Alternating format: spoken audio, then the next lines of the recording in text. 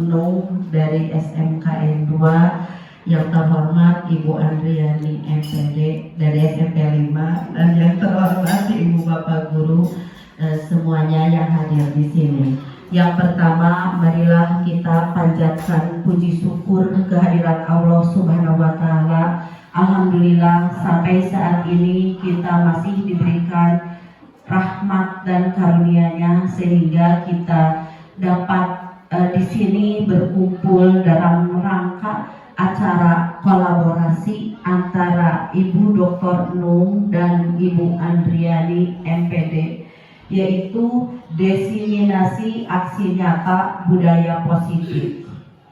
Iya, salawat dan salam marilah senantiasa kita haturkan kepada baginda Nabi Muhammad SAW, kepada keluarganya, kepada sahabatnya, kepada para pengikutnya, juga sampai kepada kita sebagai umatnya yang insya Allah mendapat syafaat.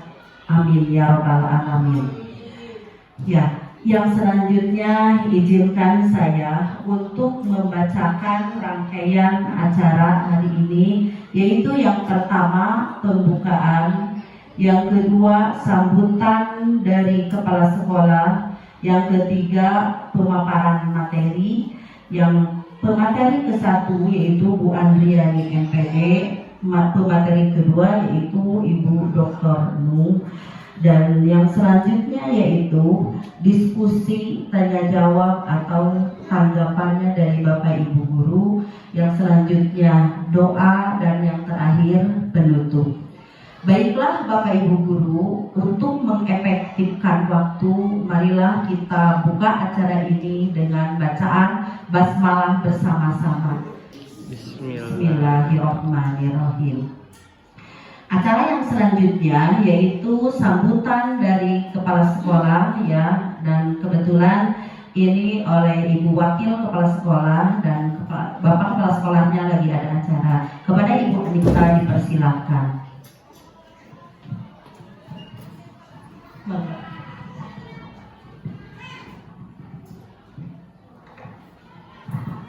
Assalamualaikum warahmatullahi wabarakatuh. Ya, untuk pembukaan saya mengikut kepada MC. Bapak Ibu, terima kasih untuk kesempatan yang diberikan kepada kita, ya, SMP 5. Mungkin untuk kegiatan CGP ini Ibu Andri, satu anggota itu, satu kelompok itu banyak, ya, ada 6 orang. Kebetulan sekarang berkolaborasi dengan rekannya dari sekolah lain.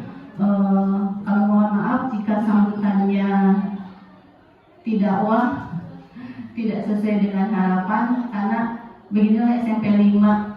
Mungkin tadi Ibu sudah setengah jam lebih di sini, sudah mendengar bagaimana Bapak Ibu guru di sini berkumpul merasa satu keluarga, jadi suka ceplas-ceplos. Maafkan, ya, karena inilah kedekatan kami di sini.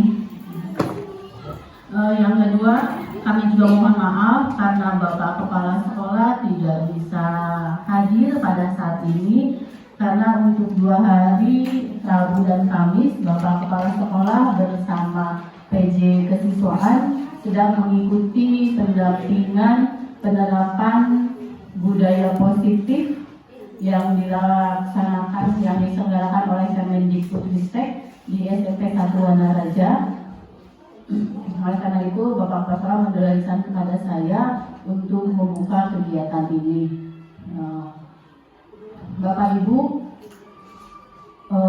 untuk kegiatan CGP itu, kegiatan CGP yang kedatangan hari ini, saya memberikan apresiasi yang sangat baik kepada Bapak Ibu CGP, karena memang untuk materi tentang budaya positif ini yang sedang banyak dilakukan oleh terutama Kemendikbud, ya, karena memang dengan perkembangan zaman yang sekarang, kejadian-kejadian yang terjadi saat ini, ya, otomatis ini PR berat kita sebagai pendidik.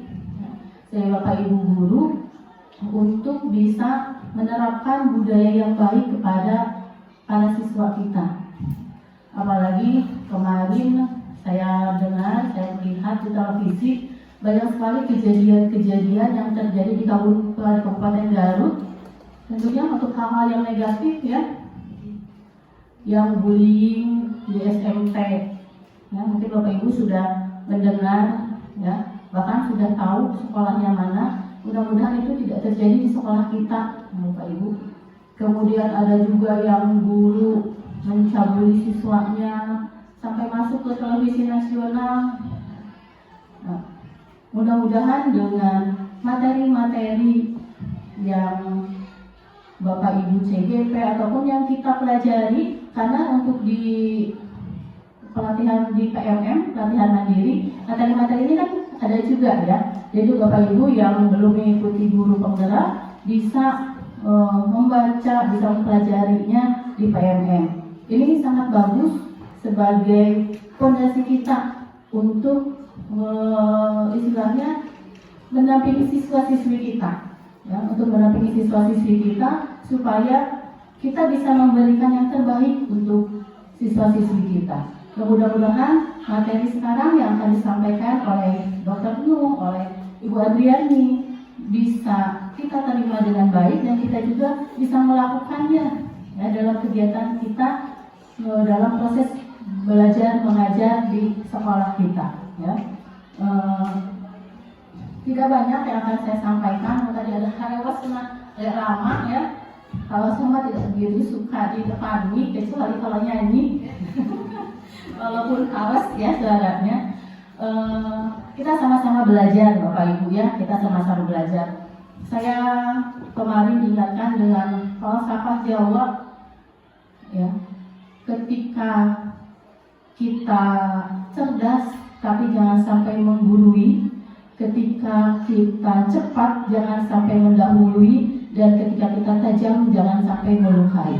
Mudah-mudahan kita bisa saling belajar bersama-sama beriringan. Ketika kita memiliki kemampuan lebih, kita bisa mendorong rekan-rekan kita supaya kita bisa belajar bersama-sama. Jangan ingin menonjol sendiri, kita sama-sama. Ya, jangan ingin menggurui, merasa orang lain tidak mampu, kita yang mampu. Jangan juga kita mengklaim bahwa orang lain itu tidak mampu, saya yang mampu. Ya, jangan sampai ucapan kita melukai orang lain. Ya, itu falsafah yang baru minggu kemarin saya ingat kembali, dan mudah-mudahan kita bisa melakukannya dalam kehidupan kita sehari-hari supaya kita bisa saling bergandengan tangan, kita bisa bersama-sama ya untuk melakukan semua tugas tanggung jawab kita, khususnya di SMPN 5 Tarogong Kidul. Dan umumnya kita sebagai ibu atau bapak di rumah maupun warga masyarakat di lingkungan kita masing-masing. Mudah-mudahan apa yang tadi sampaikan nanti materi ini ya, nanti kita juga akan diperdalam lagi oleh materi nanti mungkin untuk minggu depan Ibu Rena, nanti Ibu Dede setelah mendapatkan pendampingan 2 hari bisa lebih dikuatkan lagi, dan kita bisa lebih sanggup lagi, siap lagi untuk menghadapi, untuk membimbing, mendampingi putra-putri kita di SMPN 5 Tarogong Kidul. Mungkin itu saja dari saya. Mohon maaf apabila ada kata-kata yang kurang berkenan di hati Bapak Ibu. Tolong maafkan. Terima kasih. Mudah-mudahan kegiatan ini bisa berjalan dengan lancar, ya, tidak ada hambatan dan bermanfaat untuk kita semua. Terima kasih. Wassalamualaikum warahmatullahi wabarakatuh. Waalaikumsalam warahmatullahi wabarakatuh. Terima kasih kepada Ibu Wakil Kepala Sekolah yang sudah memberikan sambutannya, dan isinya marilah kita belajar bersama-sama. Ya, dan acara yang selanjutnya yaitu pemaparan materi ya, yang pertama akan dipaparkan oleh Ibu Andriani MPD, dan sebelumnya saya akan membacakan sebuah pantun. Sebelum berenang minum jamu, akhiran tarik cakep nah. Sebelum berenang minum jamu, saya senang akan mendapatkan ilmu. kecantikannya seperti bidadari. Dipersilahkan kepada Bu Andri. Mangga Bu Andri. Terima kasih Ibu Risa. Bismillahirrahmanirrahim. Assalamualaikum warahmatullahi wabarakatuh.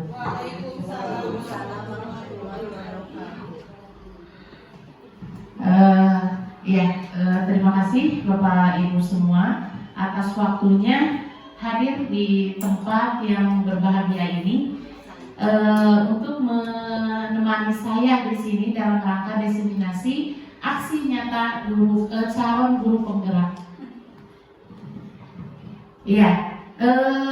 Baiklah Bapak Ibu semua, di sini saya dengan tema menyebarkan pemahaman dan penerapan pengalaman budaya positif. Sebelum kita lanjut ke materi, saya minta Ibu Bapak semua untuk mau berdiri atau duduk? Berdiri saja ya.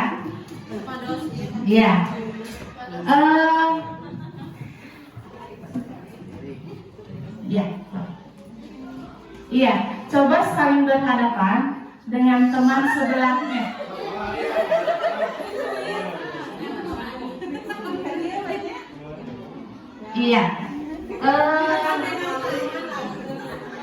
Coba tampilkan senyum terbaik Bapak Ibu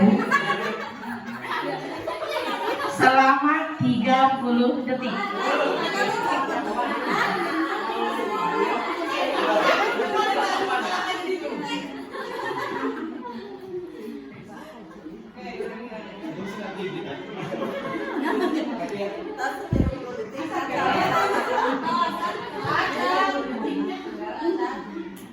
Baru 20.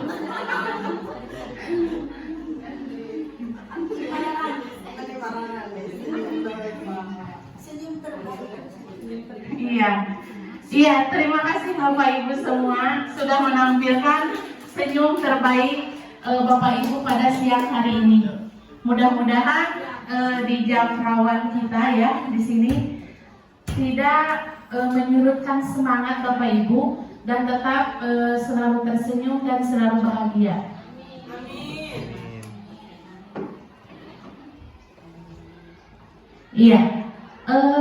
Bapak Ibu,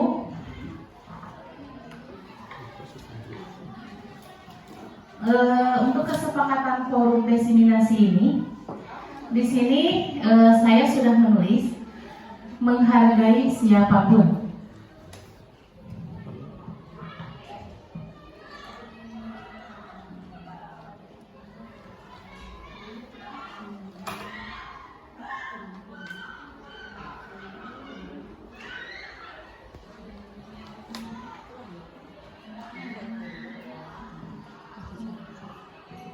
Yang kedua, menjadi pendengar yang baik. Barangkali Bapak Ibu mau menambahkan lagi mengenai kesepakatan kita pada hari ini. Oh, bagaimana? Setuju? Boleh ya, kita santai saja. Ada tambahan lagi? Tadi kan sudah. Oke, begini. Kegiatan santai tapi serius gitu ya. Ada tambahan lagi tidak?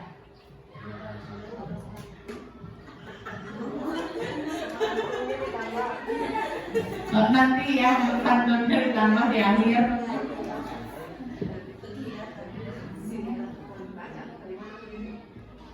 Sudah cukup?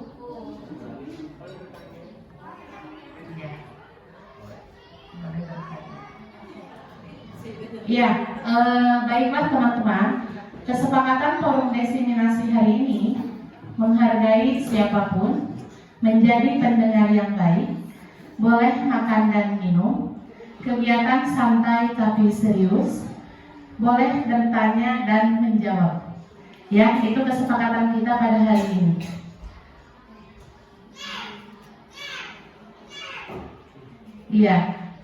Selanjutnya kita ke materi.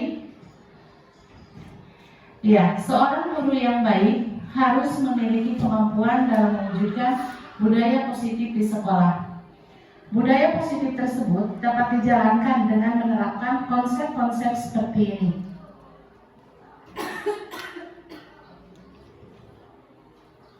Di antaranya ada disiplin positif, ada motivasi perilaku manusia, ada keyakinan kelas, ada kebutuhan dasar manusia, ada posisi kontrol restitusi, dan segitiga restitusi. Pada kesempatan hari ini, saya menyampaikan 3 poin, yaitu mengenai disiplin positif. Ya.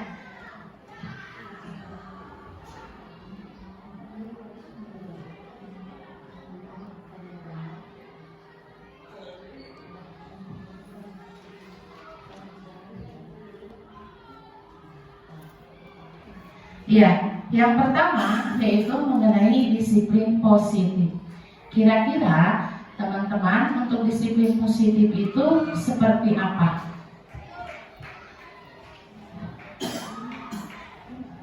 Ya, Bu Rena.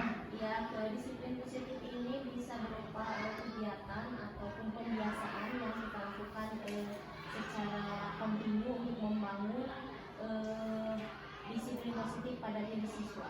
Iya, seperti yang telah kita lakukan ya selama ini di lingkungan SMP 5 Tarabung Kidul. Ya, selanjutnya mengenai disiplin positif.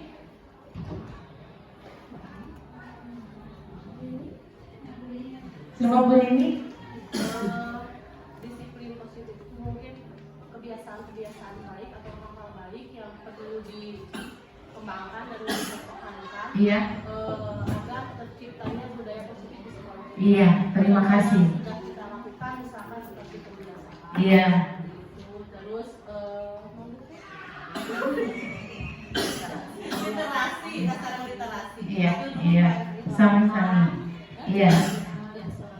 Iya. Ya, untuk disiplin positif seperti yang tadi sudah diungkapkan oleh Bu Rena dan Bu Rini, memang betul sebagai intinya pembentukan budaya dan karakter positif khususnya di lingkungan sekolah kita yang sudah berjalan hampir selama 2 tahun ini ya, mengenai kegiatan pembiasaan. Nah, disiplin positif merupakan suatu cara penerapan disiplin yang mengajarkan anak-anak bertanggung jawab dan menumbuhkan kesadaran diri berdasarkan nilai-nilai kebajikan universal. Nah, kira-kira nilai-nilai kebajikan yang mendukung ke arah disiplin positif itu seperti apa?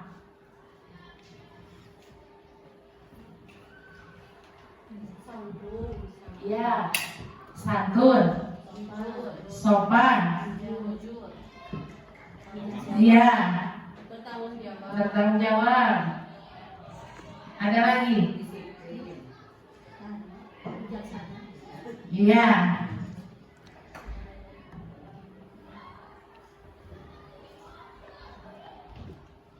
Iya, positif atau ke disiplin positif. Apabila anak sudah mempunyai karakter dalam profil pelajar Pancasila, maka budaya positif yang ada di sekolah ini akan berjalan, akan terwujud. Iya, yang selanjutnya ini mengenai motivasi perilaku manusia. Nah, apa yang akan menimbulkan motivasi dalam seseorang dalam melakukan tindakan?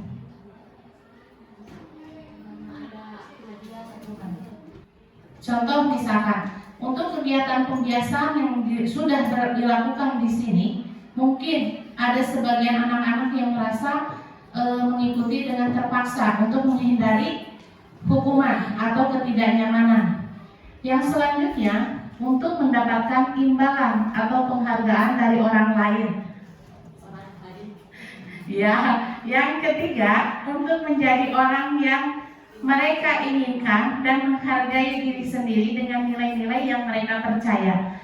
Mungkin dari yang ke-1 kedua ini merupakan dari motivasi dari eksternal. ya, dari luar diri anak itu sendiri.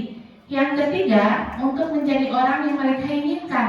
Nah, itu merupakan motivasi intrinsik, di mana motivasi intrinsik ini akan sangat berpengaruh terhadap kegiatan yang akan dilaksanakan. Karena apa? Apabila kita sudah merasa dari hati, kita tidak akan merasa terpaksa. Contoh misalkan kita berangkat dari rumah ke sekolah, apabila sudah karena hati kita secara ikhlas dan sadar, maka kita akan merasa bahagia datang ke sekolah. Apapun keadaan, apapun serumit, apapun kita di rumah, tetapi karena kita sudah menjalankan tugas dengan hati, maka segala sesuatu yang dilaksanakan akan berjalan dengan baik dan tidak terpaksa.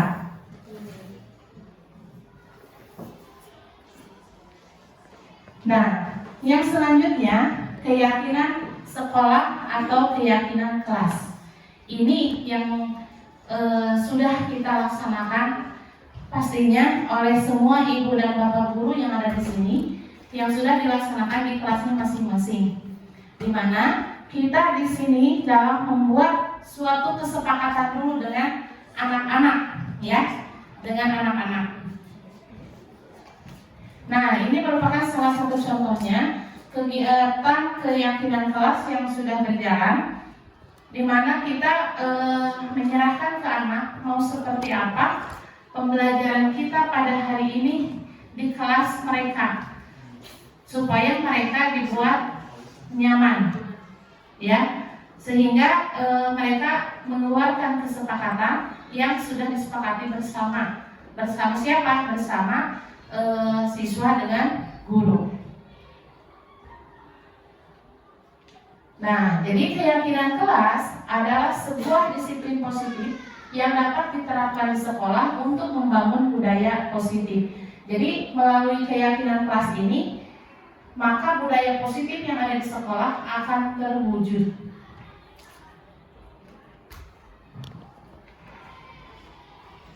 Ya, keyakinan kelas dibuat bersama oleh semua warga kelas, termasuk siswa, dan berisi nilai-nilai kebajikan seperti empati, tanggung jawab, dan saling menghormati.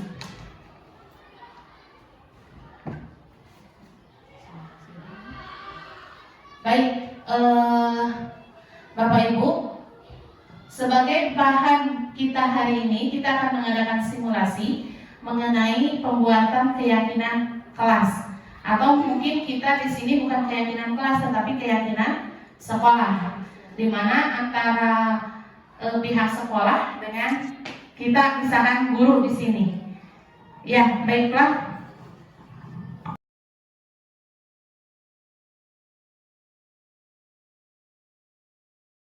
Bagaimana Bapak Ibu sudah? Ya, kalau yang sudah, silakan untuk keyakinan sekolahnya ditempel di depan.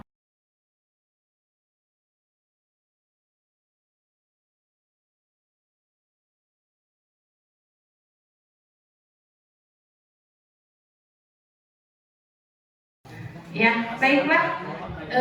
Sekarang kita perhatikan dan akan saya bacakan mengenai keyakinan sekolah yang sudah dibuat oleh Bapak Ibu guru.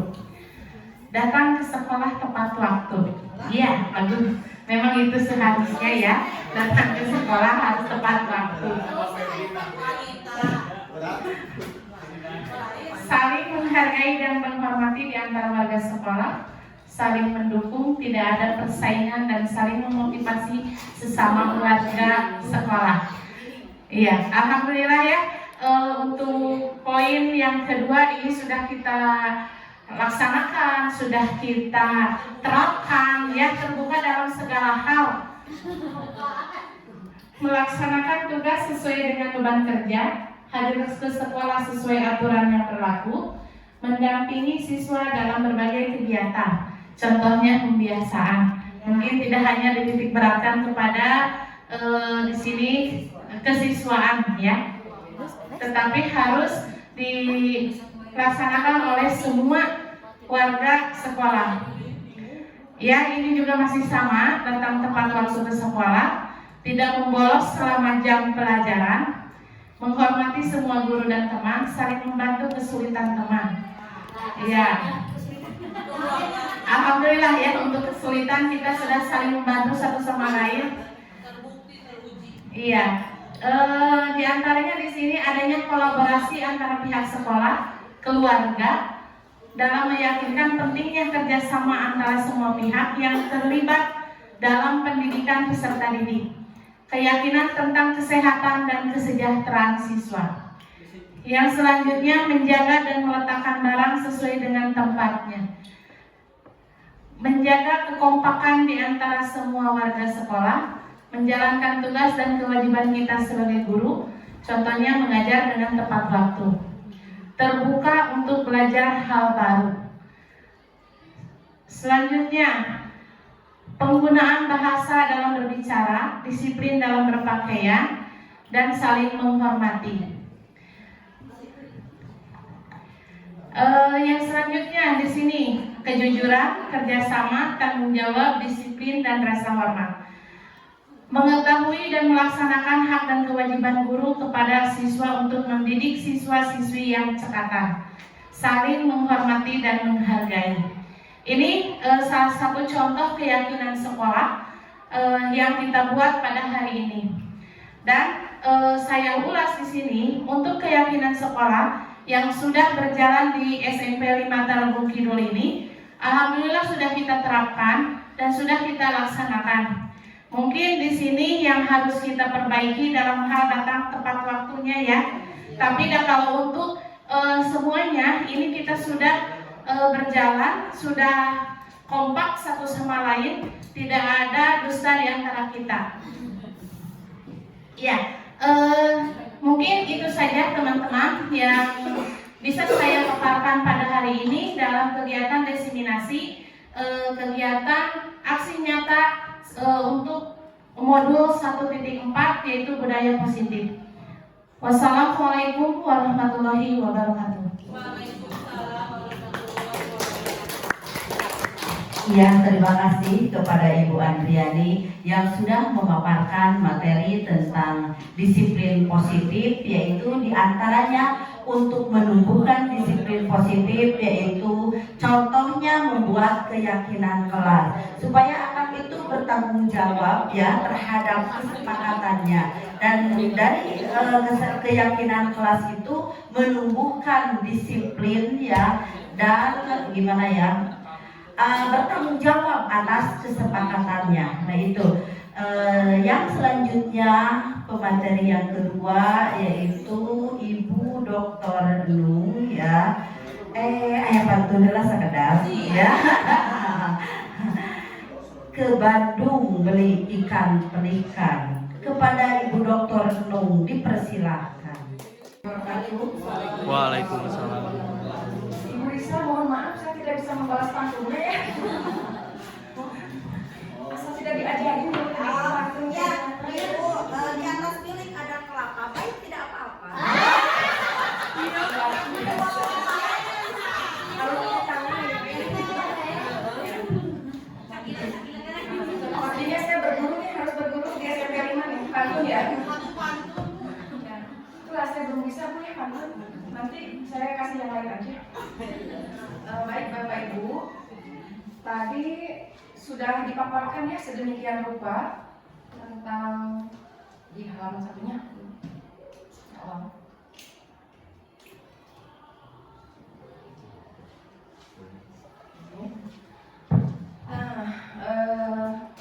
Tadi saya sudah memperkenalkan diri mungkin ya. Anak saya sudah kenal ya Bapak Ibu. Baik, perkenalkan diri, izin Bapak-Bapak, nama saya Romoyati. Saya saat ini mengajar di SMK Negeri 2 Garut. Mata pelajaran utama yang saya ambil adalah kebetulan basic saya adalah di psikologi pendidikan. Namun demikian, bukan berarti saya kesini akan mengajarkan bahasa Jerman. Ya. Jadi saya ingin berbagi lebih banyak tentang bagaimana menjadi guru gitu ya. Jadi di sini kita berdiri sama apa ya istilahnya Bu Ena? Sama rasa enggak? Beda nggak ya rasanya mengajar di STM sama di SMP? Beda ya? Apakah di sini ada tawuran? Tidak ada. Itu juga poinnya berbeda ya? Sedikit-sedikit. Tawuran antar kelas, antar sekolah. Atau bukunya ada tawuran? Ada.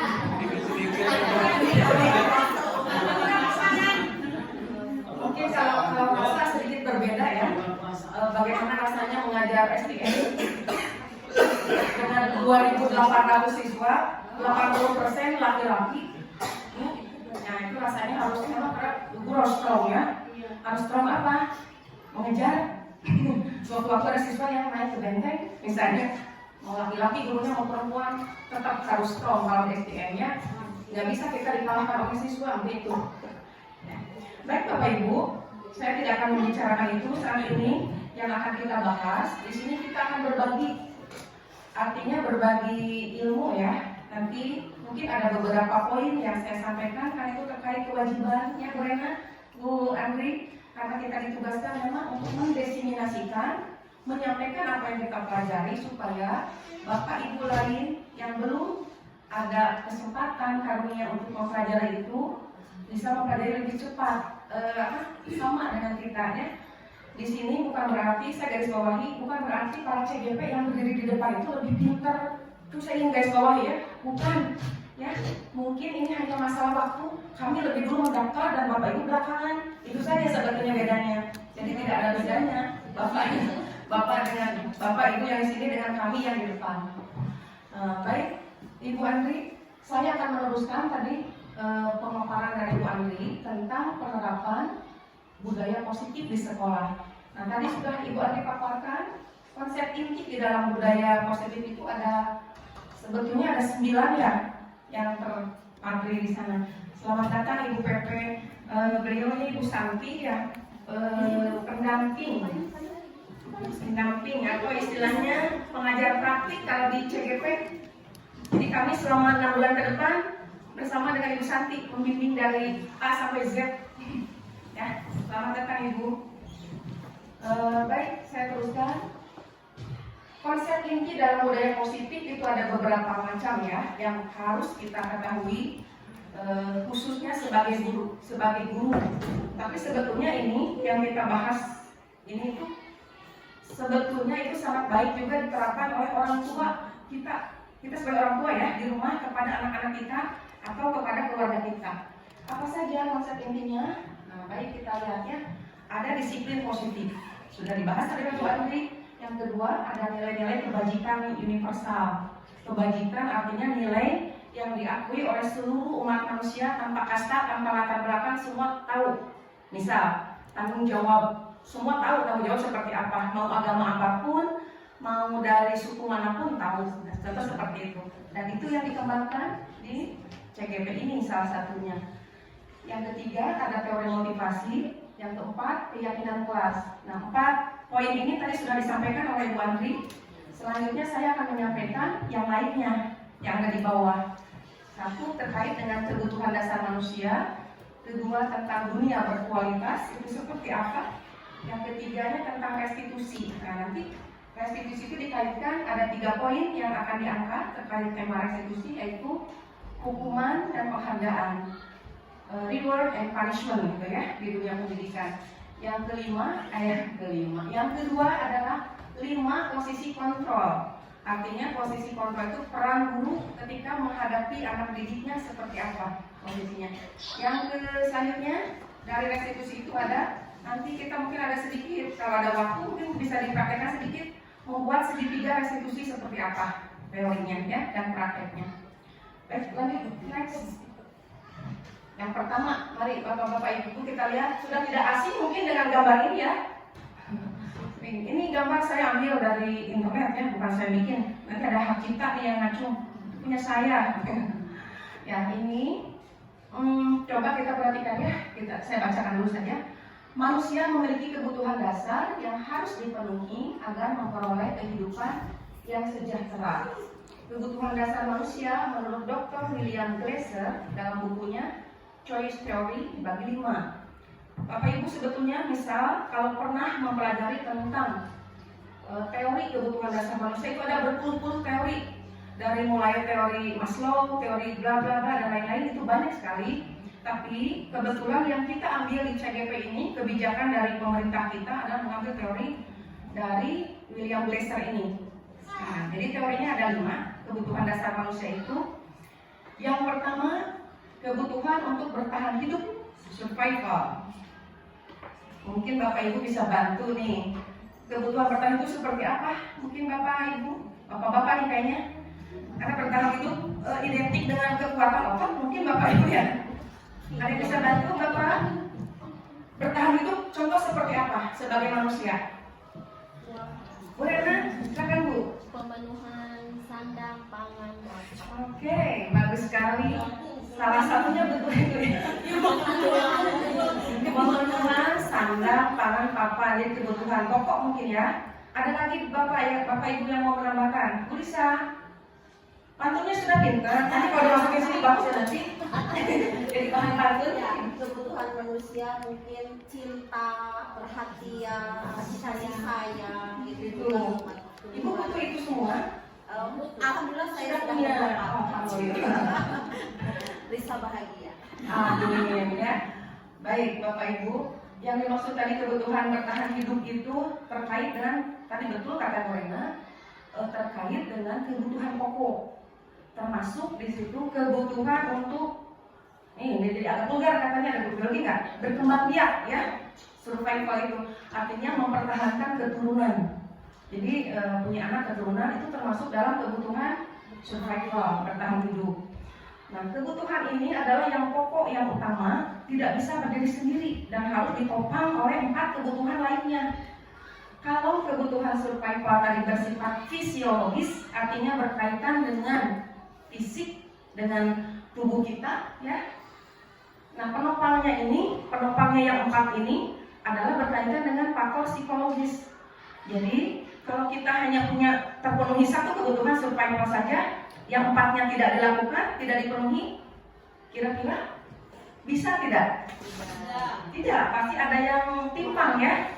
Hampa nih. Kalau ibu siapa tuh yang lupa Bu? Ibu ini kayaknya kamu ini manis nanti kayaknya ice cream ya. Alatnya hampa ya. Oh siap. Oke. Nah kita kembali ke layar ya Bapak Ibu.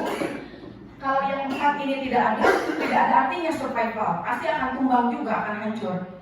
Jadi yang pertama yang harus mendukung keajegan survival ini ya, bertahan hidup itu yang pertama adalah adanya kasih sayang dan rasa diterima. Tuh, coba bayangkan yang seperti apa itu bentuknya, ada tidak? Ada Bu, bentuknya Bu, gimana bentuknya? Jantung tidak bertepuk sebelah tangan. Oh gitu.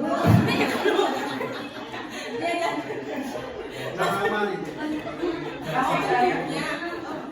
Apakah bisa dilihat kasih sayang? Tapi bisa dirasakan. Bisa dirasakan ya Bu ya. Oke, kita cukup makan, minum, banyak uang, banyak apa-apa, tapi tidak ada kasih sayang. Hampa. Oke, hampa ya dia. Oke, setuju Pak Bu. Yang selanjutnya, rasa diterima. Rasa diterima itu seperti apa? Bu Lisa? Gimana Bu? Diterima, diakui gitu. Ya, bisa contoh-contoh Bu.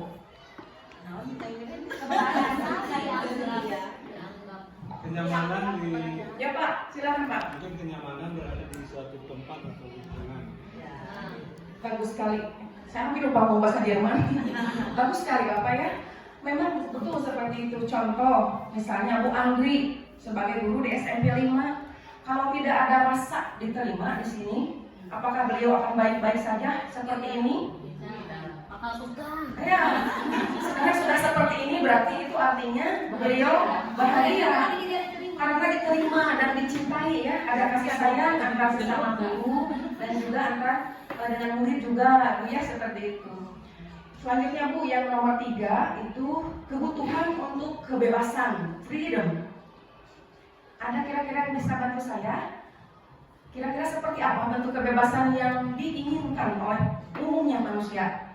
Kira-kira, atau mungkin sebagai guru mungkin? Ada Bapak yang bisa bantu? Kebebasan berpendapat. Kebebasan berpendapat, oke, bagus. Ada lagi Pak? Kebebasan melakukan sesuatu. Kebebasan berekspresi ya, melakukan sesuatu, tidak ada yang menghalang-halangi. Iya, siapa yang berani melarang bisa berpantun? Kan bebas ya di sini, dan tidak ada yang menyalahkan ya. Oke, ada lagi. Bebas apa lagi Bapak? Bapak saja mau menjawab dari tadi. Kebebasan untuk memilih dan dipilih. Seperti mau kampanye. Kebebasan memilih dan dipilih. Dalam hal apa tuh Pak? Boleh diperjelas? Cinta. Betul, bisa boleh. Dalam hal cinta itu kebutuhan pribadi ya. Dalam hal berpendapat. Dalam hal berpendapat, dalam hal karir, pekerjaan, mungkin ya. Dalam organisasi, dalam segala hal, sisi aspek kehidupan yang kita jalani sehari-hari. Selanjutnya, kebutuhan kita yang paling dasar itu yang keempat adalah kesenangan, fun. Kebayang Bapak ya, Bapak Ibu kalau kita setiap hari tidak pernah senyum, ada nggak yang tidak pernah senyum? Katanya Bu ada rumusnya. Saya jadi ingat nih, kenapa sholat kita 17 rakaat sehari itu? 17 rakaat ya? Iya. Ada penelitian Bu, itu dalam ilmu psikologi ya.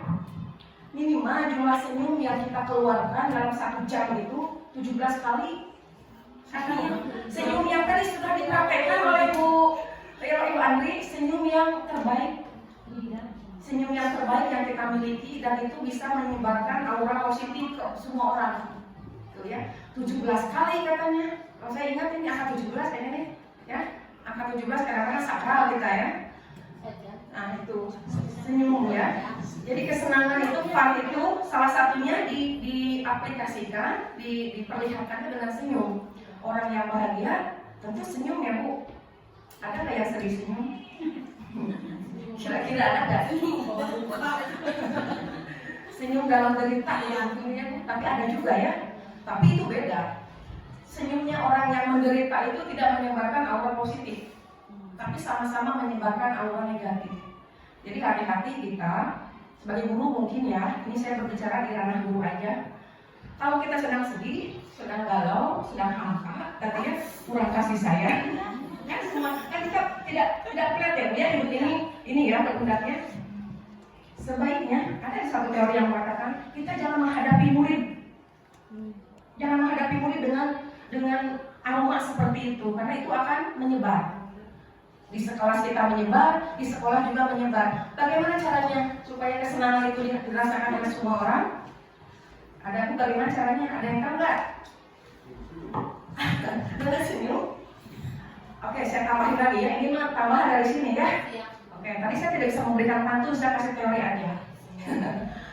Untuk menyebarkan itu di dalam ilmu psikologi ada teori ya Bu. Teorinya dengan teori topeng. Jadi topeng ya. Topeng itu diterjemahkannya the mask theory. Teori topeng itu di situ dikatakan bahwa setiap manusia itu punya bermacam-macam topeng. Mungkin Bu Rina punya berapa topeng? Coba. Ini aja. Ada 10? Kurang. 3. Bu Andri punya berapa topeng kira-kira? Kurang lebih 3. 3? Ada yang lebih dari 3 nggak?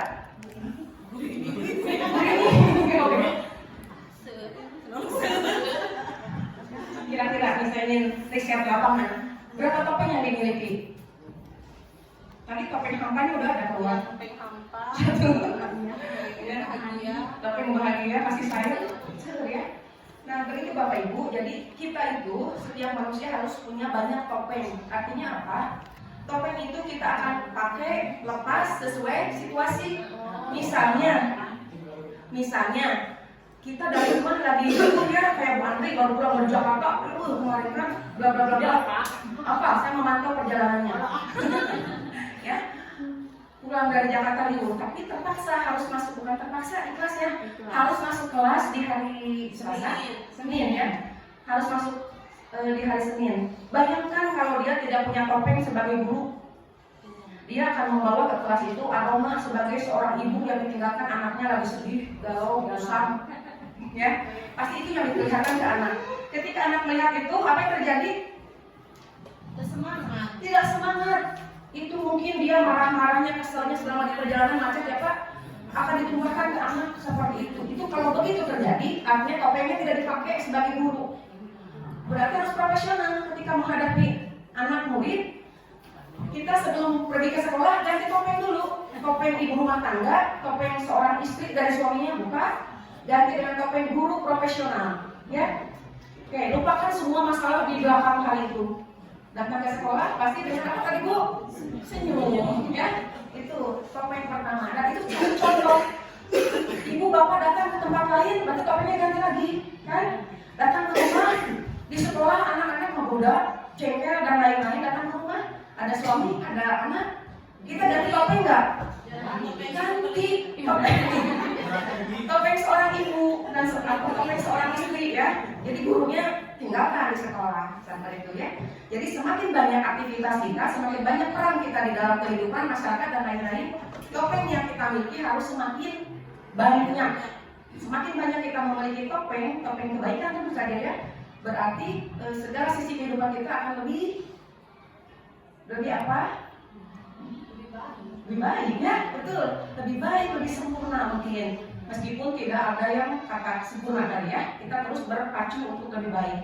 Yang ke berapa ya? Yang kelima, Bu. Kebutuhan dasar manusia yang kelima itu adalah power, kekuasaan. Bapak Ibu merasa punya power nggak hari ini? Siapa yang merasa hopeless, tidak punya power hari ini? Ya. Terbayang kalau kita tidak punya power, masuk ke kelas, dibully sama anak-anak, Pak. Dibully oleh anak-anak. Jadi kita power itu juga, powerful kita itu harus berbeda di setiap tempat. Tidak bisa powerful kita di rumah dipakai di kelas atau bertemu dengan teman berbeda, ya. Contoh, ibu kan powerful di rumahnya beda ya, Bu, ya? Gitu kan? Gimana sedihnya berapa? Karena beda nih, Pak. Dengan bakal itu beda. Ininya ya, apanya ini?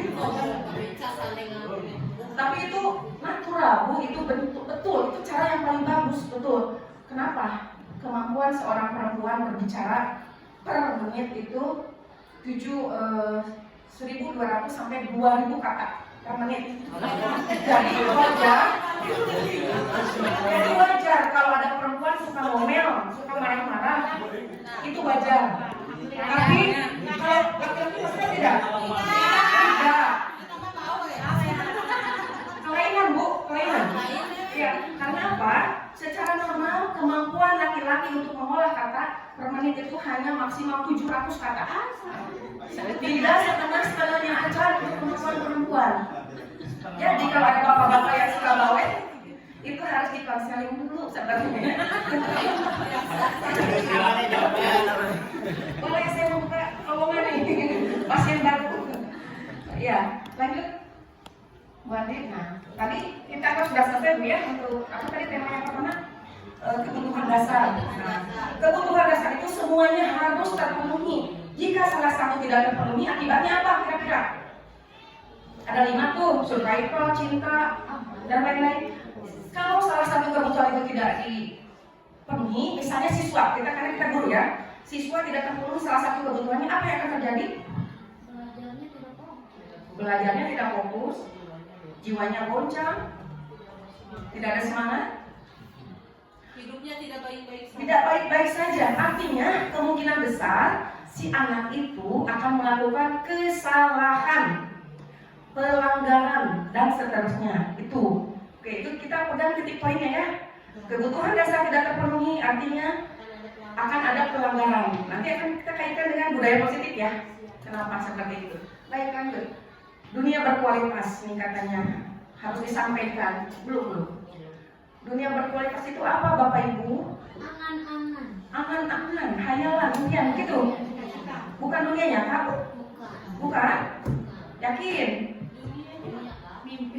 Oke. Dunia berkualitas itu apa? Kita lihat dari sudut pandang pendidikan, Mbak, ya, biar lebih kecil. Dunia berkualitas itu yang seperti apa? Harapan.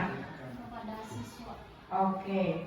Bapak Ibu, saya mau tanya, kalau Bapak Ibu punya nggak sebuah bayangan tentang dunia berkualitas itu yang seperti apa? Boleh dalam pendidikan, boleh dalam segala hal. Boleh. Boleh, Bu Rena silakan apa?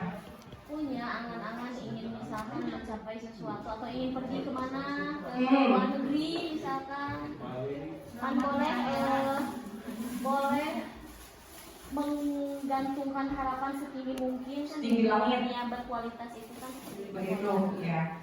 Atau saya kasih satu gambar aja, satu kata. Misalnya gini, ada satu kalimat. Dunia berkualitas bila saya di dalamnya titik-titik. Apa? Bila apa yang saya harapkan Bila apa yang saya harapkan tercapai. Ada lagi Pak?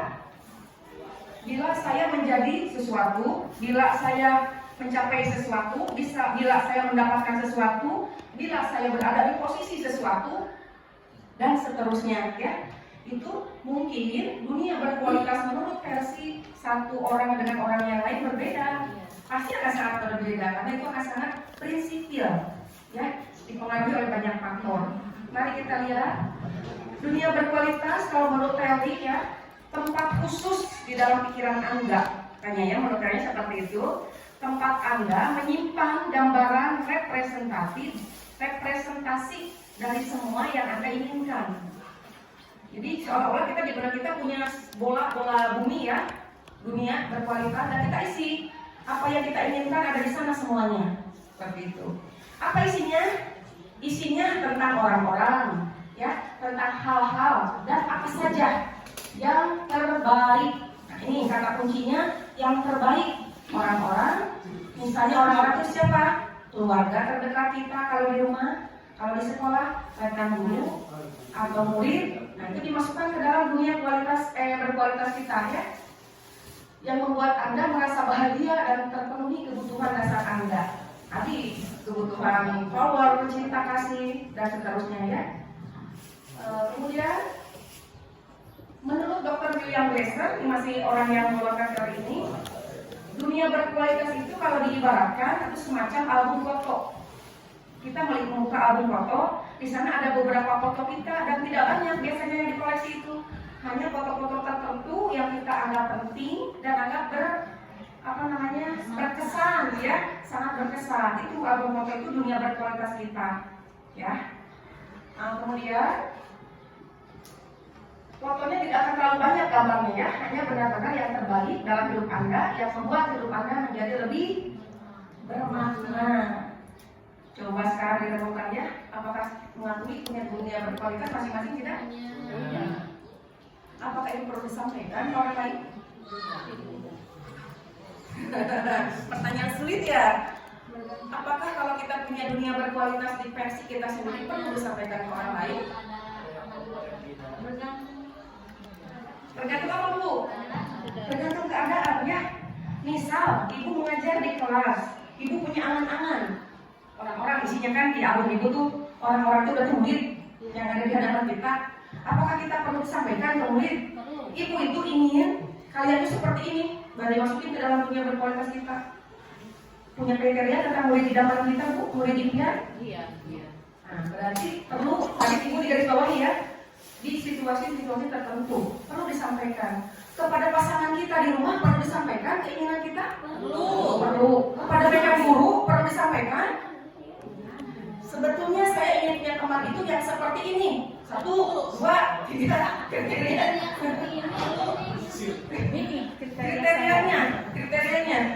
ingin yang seperti ini. Disampaikan tidak? Secara eksplisit mungkin tidak, ya, tapi secara implisit kita pasti pernah mengatakan itu. Artinya apa? Perhatikan circle. Siapa dengan siapa dekatnya, siapa dengan siapa. Artinya itu adalah sebuah kesepakatan tidak tertulis bahwa mereka cocok. Bestie. Gitu, ya. Nah, itu pernyataan tidak tertulis. Jadi sebetulnya kita itu memilih, Pak, dalam hidup itu. Memilih teman, memilih murid. Murid yang paling Bapak ingat di kelas yang seperti apa?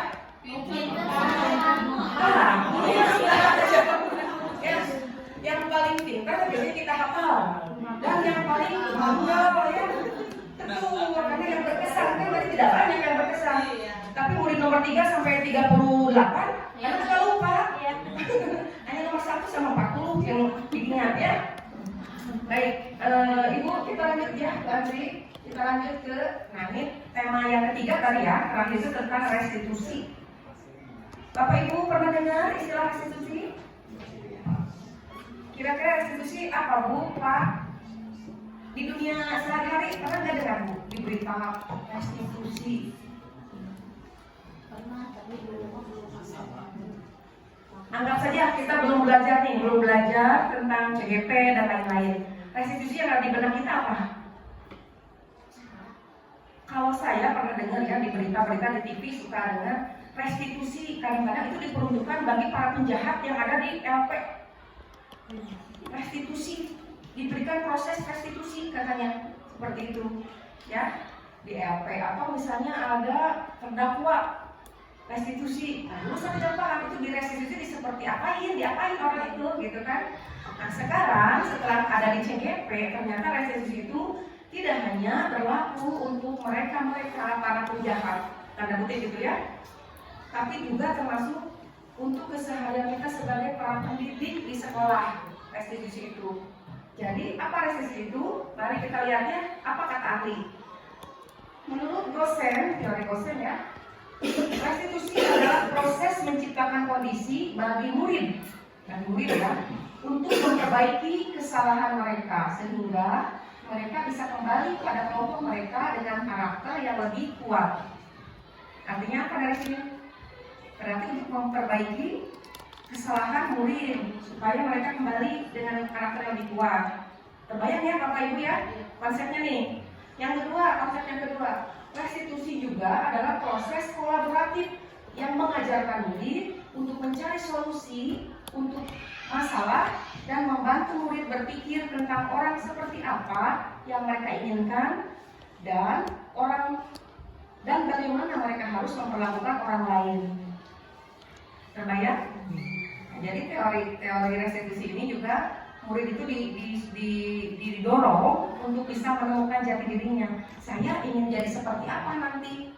Orang yang diinginkan oleh diri saya sendiri dan diinginkan oleh guru saya, diinginkan oleh orang tua saya, anak harus sudah bisa berpikir sampai ke arah sana.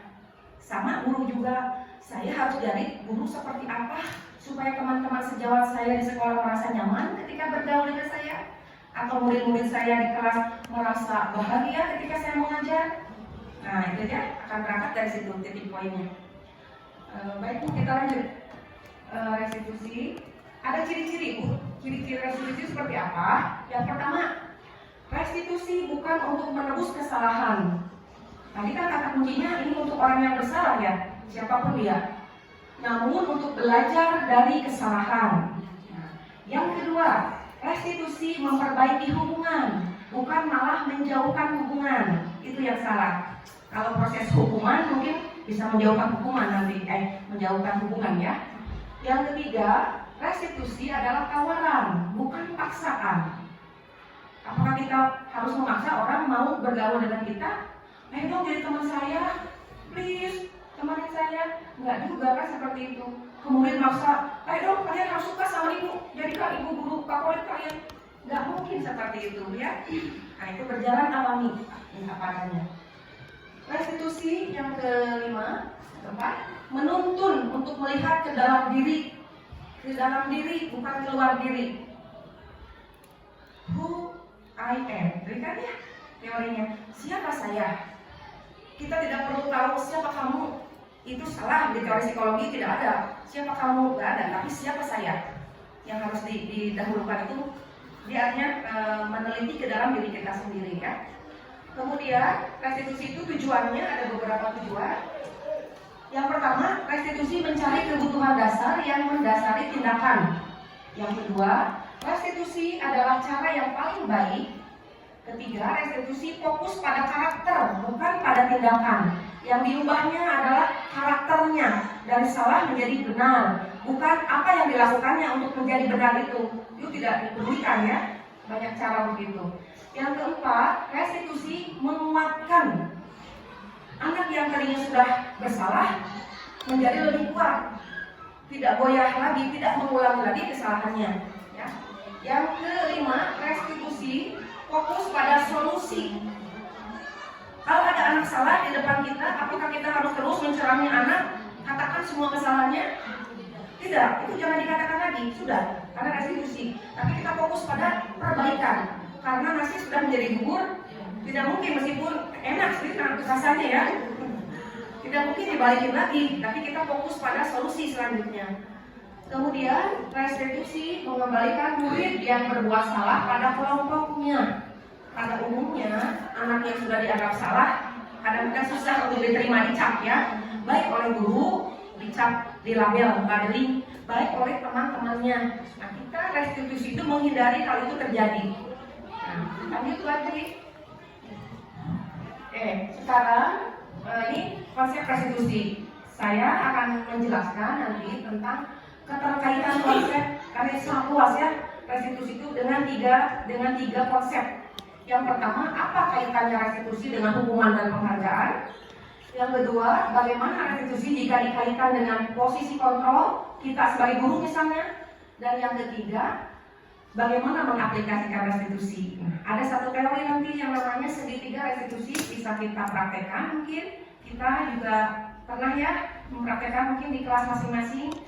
Atau begini, disadari atau tidak, Bapak Ibu yang baru mendengar segitiga restitusi saat ini sebetulnya sudah mempraktekkan restitusi itu. Cuma hanya karena kita tidak tahu istilahnya, betul ya?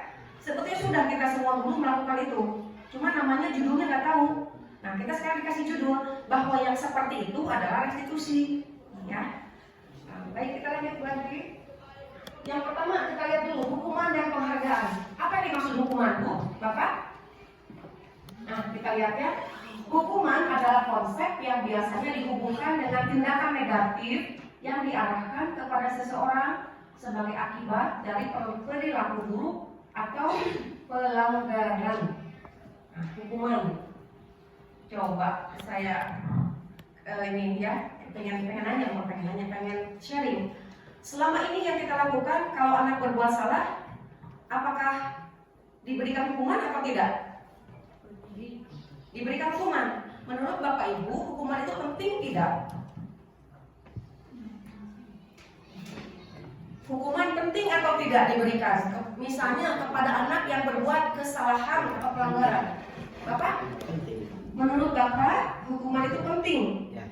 Mengapa demikian? Karena kalau tidak dikasih peringatan, anak itu mungkin akan mengulanginya dan mengulanginya kembali. Oke, berarti intinya jawaban Bapak bahwa hukuman itu diperlakukan untuk pendisiplinan. Ya, mendisiplinkan anak supaya tidak mengulangi lagi kesalahannya. Baik, ada yang mendukung, ada yang setuju atau ada yang tidak setuju? Silakan Bapak Ibu. Kita sharing ya. Bu, setuju? Bisa setuju? Pertanyaan kedua, apakah setiap kesalahan yang dilakukan anak harus diberikan hukuman? Tidak. Tidak selalu. Tidak selalu. Adakah cara lain yang bisa kita lakukan sebagai guru? Ya, yang pertama bisa dinasihati dulu, Bu. Nasihati. Sebelum dikasih hukuman. Kalau Berarti ada tahap-tahap ya, Pak ya? tahap dulu. Oke, boleh dirunut Pak. Tahap satu apa? Sebelum hukuman itu dijatuhkan. Mungkin yang tahap yang pertama bisa dikasih tahu dulu peringatan. Ya. Peringatan. Dinasihati dulu. Oke. Langkah kedua, Langkah kedua. apakah memang setelah dinasehati beliau tidak mempan, baru nanti dikasih hukuman. Hukuman. Yang memang hukumannya tidak terlalu ini, Bu. Dan terlalu berat. Ya. Artinya disesuaikan dengan kemampuan anak untuk menerima hukuman itu. Ya. Begitu Ibu? Setuju kah? Yang lain setuju? Tapi silahkan mungkin ada yang lain, Bu. Ya boleh berpendapat. Kita sharing ya. Kita sharing. Nanti kita menemukan satu konklusi yang bagus.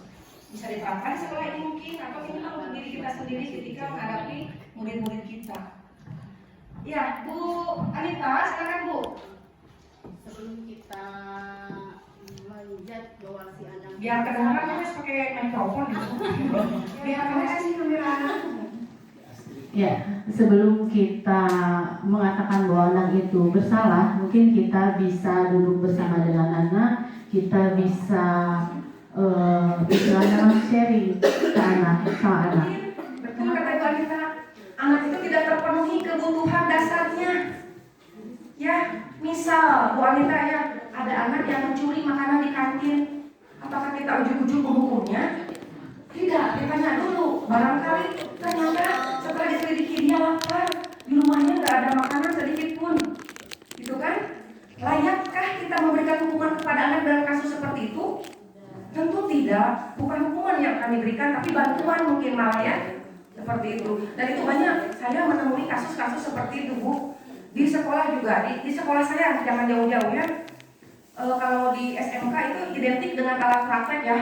Alat praktek yang harganya memang mahal, rata-rata mahal. Kadang-kadang itu dalam 1 minggu ada saja yang kehilangan alat praktek, Bu. Dan pasti lama-lama ketahuan siapa yang mengambilnya. Kalau kita ujuk-ujuk pakai otot ya, pasti itu dihukum, mana dikeluarkan atau apa. Tapi kita restitusi dulu, kita cari tahu kenapa mereka melakukan itu. Ternyata salah satunya tadi karena kekurangan. Itu apa, survivalnya tidak terpenuhi tadi, kebutuhan dasarnya. Ada juga anak yang memang kurang kasih sayang, menjadi kleptomania misalnya. Dia tidak sadar mencuri, iseng aja ngambil punya orang, dipakai juga enggak, kalau makanan dimakan juga enggak, tapi dia ada kesenangan tersendiri. Ternyata setelah diselidiki, ya, ternyata mereka di rumahnya kurang kasih sayang, seperti itu dan lain-lainnya. Tadi wanita saya setuju ya. Setelah itu baru diberikan hukuman. Kalau kita hukuman ya, sebetulnya tadi kalau saya bisa prediksi jawaban Bu wanita itu istilahnya bukan hukuman sebetulnya. Dan Bapak juga bukan hukuman karena ada kata tapi di tengahnya. Tapi kan hukumannya harus sesuai. Itu bukan hukuman, Pak. Ini Bu, kadang saya suka ilustrasikan ini kejadian, mungkin nggak tahu di ibu-ibu di sini ya. Contoh misalkan ketika ada Bapak biar dengar semuanya. Ini bisa dipakai nggak? Yang ini? Bisa.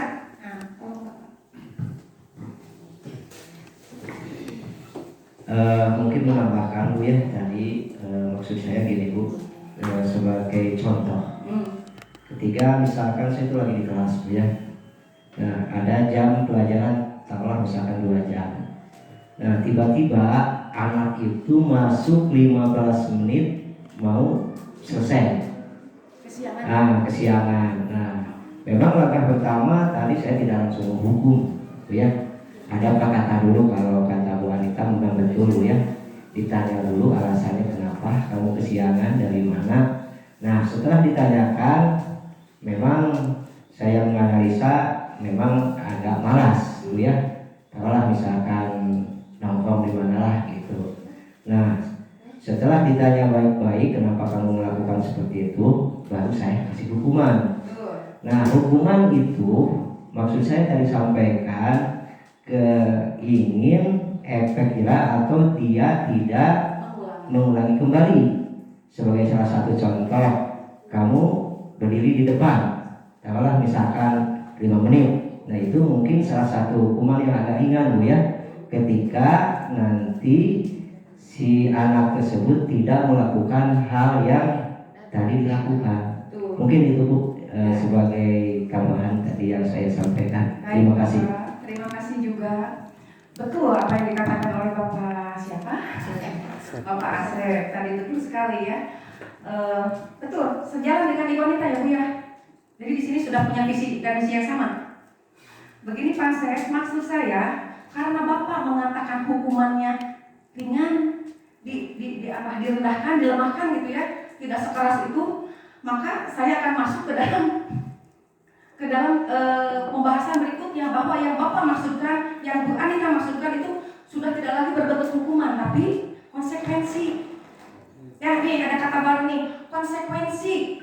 Jadi yang Bapak berikan itu bukan hukuman, tapi konsekuensi atas kesalahan yang dia lakukan. Jadi ada ini Pak, ada tingkatannya. Yang terkeras itu hukuman. Hukuman itu kita tidak mau tahu. Pokoknya kamu datang terlambat, cuma 15 menit, nggak mau tahu, nggak usah ada alasan, berdiri di depan. Bapak nggak gitu kan? Tidak begitu, tapi Bapak tanya dulu alasannya apa. Tapi karena dia harus mempertanggungjawabkan, diberikan konsekuensi seperti itu. Itu artinya hukumannya sudah diperlembut, diperlemah, karena kita ada sisi kemanusiaan tadi ya, yang berlaku di sana. Begitu Bapak maksud saya. Jadi ada hukuman, lebih rendah lagi ada konsekuensi. Tujuannya sama-sama juga sebetulnya, cuma dalam penerapannya yang sedikit berbeda, ya. Coba kita lanjut ya Pak. Sebelum ke yang ketiga kita buat dulu deh. Hukuman dan kan nanti kita milih ya. apakah kita harus melakukan hukuman, konsekuensi, atau restitusi? Nah, sebelum ke restitusi, coba dua dulu deh kita bandingkan. Apa bedanya hukuman dengan konsekuensi? Coba dari penjelasan barusan ada yang bisa membantu? Bedanya hukuman dengan konsekuensi? Mungkin tidak tertulis di sini ya. Semuanya ada teorinya. Hukuman digunakan untuk menegakkan keadilan tadi. Betul. Konsekuensi yang logis, masuk akal, artinya ya tidak memberatkan, akan membantu siswa untuk belajar dari tindakan mereka sendiri. Apa bedanya dalam penerapannya kira-kira Bapak Ibu? Terus apa dampaknya dari pemberlakuan kedua itu, hukuman dan konsekuensi? Ya Bu Rena? Kalau hukuman bisa datang dari gurunya, konsekuensi itu kesadaran si anak yang membuat kesalahan. Oke. Setuju Ibu, Bapak? Setuju. Ada yang mau menambahkan? Hukuman itu diberikannya satu arah, sepihak. Jadi guru tidak bertanya dulu, Pak Asep, misalkan ada namanya siapa Budi, misalkan namanya Pak Budi nggak ada kan ya? Ada siswa namanya Budi, misalkan si Budi, jangan si Budi ya, Budi melakukan kesalahan dengan datang terlambat, ya, Pak Asep tadi harusnya memberikan hukuman atau restitusi, Pak?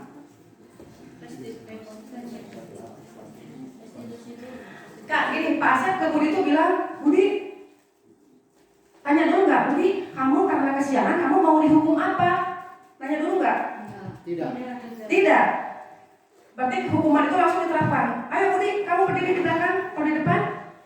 Hukuman itu seperti itu kalau diartikan ya. Jadi tidak ada negosiasi antara si penghukum dengan terhukum. Pemerintah misalkan memberi hukuman kepada penjahat, tanya dulu, kamu mau nggak dihukum sekian? Mau nggak? Ikhlas enggak gitu, langsung jadi diberikan hukuman vonis gitu kan. Nah, kalau restitusi bedanya dengan hukuman, restitusi itu ada kesepakatan dan berasal dari siswa. Contoh, siapa yang bisa mencontohkan nih? Karena berbeda nih, ada yang bisa mencontohkan nggak? Hukuman dengan restitusi. Kan kalau hukuman sepihak ya, searah, guru yang menentukan, siswa terima jadi aja. Suka, tidak suka, ikhlas, tidak ikhlas, sakit hati atau tidak, harus dilakukan versi guru. Kalau restitusi, ada yang bisa menjelaskan?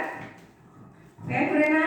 Dikaitkan dengan kesepakatan kelas yang sudah dibuat, Iya. anak melanggarnya poin yang mana, kemudian ditanya kepada anak, kira-kira apa hal yang bisa kamu lakukan untuk memperbaiki kesalahan tersebut. Oke, bagus sekali. Ya, setuju Bapak Ibu? Setuju. Ada yang tidak setuju? Tidak ada. Baik ya. Betul, kalau restitusi harus ada kesepakatan dulu. Misal, anak melakukan satu kesalahan, kita harus tanya dulu. Tadi kata Bu Anita, apa alasannya kamu melakukan itu? Yang kedua, kita cooling down kalau bahasa kita ya. Biasanya anak yang melakukan kesalahan hatinya berdebar-debar, tidak tenang, takut dimarahi dan lain-lain. Kita harus stabilkan dulu emosinya. Caranya dengan apa? Kalimat apa biasanya yang kita katakan sebaiknya ke anak yang berkasus seperti itu untuk menetralisir keadaan? Haruskah kita marah-marah, jewer anak, dipermalukan di depan kelas, dibawa ke lapangan upacara terus disuruh keliling? Apa yang kita katakan, Bu? Indah sekali ini penuh kasih sayang ini ya, penuh cinta bahasanya gitu ya. Ya, betul Bu. Tampil lucu dan mengemaskan di mata saya. Gitu, iya. Saya terinspirasi saya dengan kalimat itu Bu, lucu dan mengemaskan ya. Oke. Nah, jadi anak yang melakukan kesalahan, kita ada kalimat apa ya? Kata kunci yang bisa kita katakan. Apa kira-kira? Kita harus netralisir kondisi anak bahwa melakukan kesalahan itu adalah hal yang wajar. Tuh menurut teori. Kan tadi bahasa Sunda misalnya, bager kasep, pios teu naon. Hati teu ayeuna kasiangan, hati enggih mah kasiangan deui. Bisa. Ya, bukan. Adik kamu teh kenapa aku kasiangan kemarin kasiangan ayeuna kasiangan bla bla bla bla. 2004 keluar teh sadaya aku sama itu. Misalkan. Apakah anak bakal nurut dengan seperti itu? Tidak. Pasti ini kasihan ibu ya. Tapi kalau dengan penuh cinta tadi ya, pasti anak akan berubah. Tuh ya. Yang selanjutnya, hukuman restitusi. Hukuman konsekuensi. Yang satu lagi adalah restitusi. Kalau restitusi gimana? Nih ada Bu. Restitusi dapat memperkuat nilai tanggung jawab serta pemulihan. Pemulihan apa? Memang sakit. Pemulihan apa, Bapak Ibu? Mental. Ih, Bapak pintar ya. Bu Andri, kayaknya dikasih tahu tadi jawabannya di WA aja. Pemulihan mental. Diakui atau tidak, siapapun kita, anak atau kita, kalau kita sudah melakukan kesalahan, ada rasa menyesal tidak di dalam diri kita? Ada. Tapi karena gengsi nggak dibilangin, kan? Bahwa kita kan menyesal sebetulnya sudah marahin anak atau anak sudah kesiangan, sudah bla bla bla. Kan seperti itu sebetulnya ada itu Pak, menyesal. Dan kita harus memulihkan lagi mental anak supaya clear kembali, ya. Tidak ada lagi membawa dendam di hatinya. Dengan proses apa tadi? Restitusi.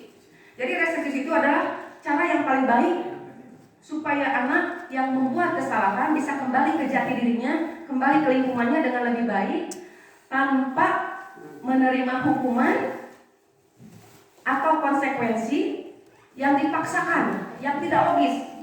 Tapi semuanya harus logis, ya. Baik, kita lihat. Tadi kita hukuman berbicara ya, sekarang ke penghargaan. Kita lihat. Apa pentingnya penghargaan kita berikan kepada seseorang? Apakah penting reward and punishment? Reward berarti ya, penghargaan. Penting diberikan kepada anak, murid kita, Bu? Suka memberikan reward tidak ke anak-anak? Suka dalam bentuk apa? Pujian, misal. Dua jempol, 4 jempol gitu. Kasep, kalau pujian kasep ke anak biasanya gimana? Suka memberikan pujian? Suka kayak bisa memberikan permen. Permen, oh ini dengan permen ya. Kalau Bu Lisa tadi dengan apa? Dengan kalau memberikan pujian ke anak biasanya gimana?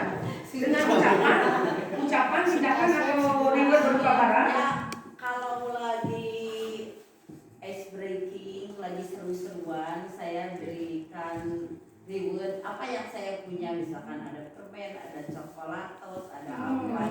Ya kalau lagi seru-seruan gitu. Jadi tiap hari Bu Lisa ke sekolah harus bekal ya? Gitu. Iya.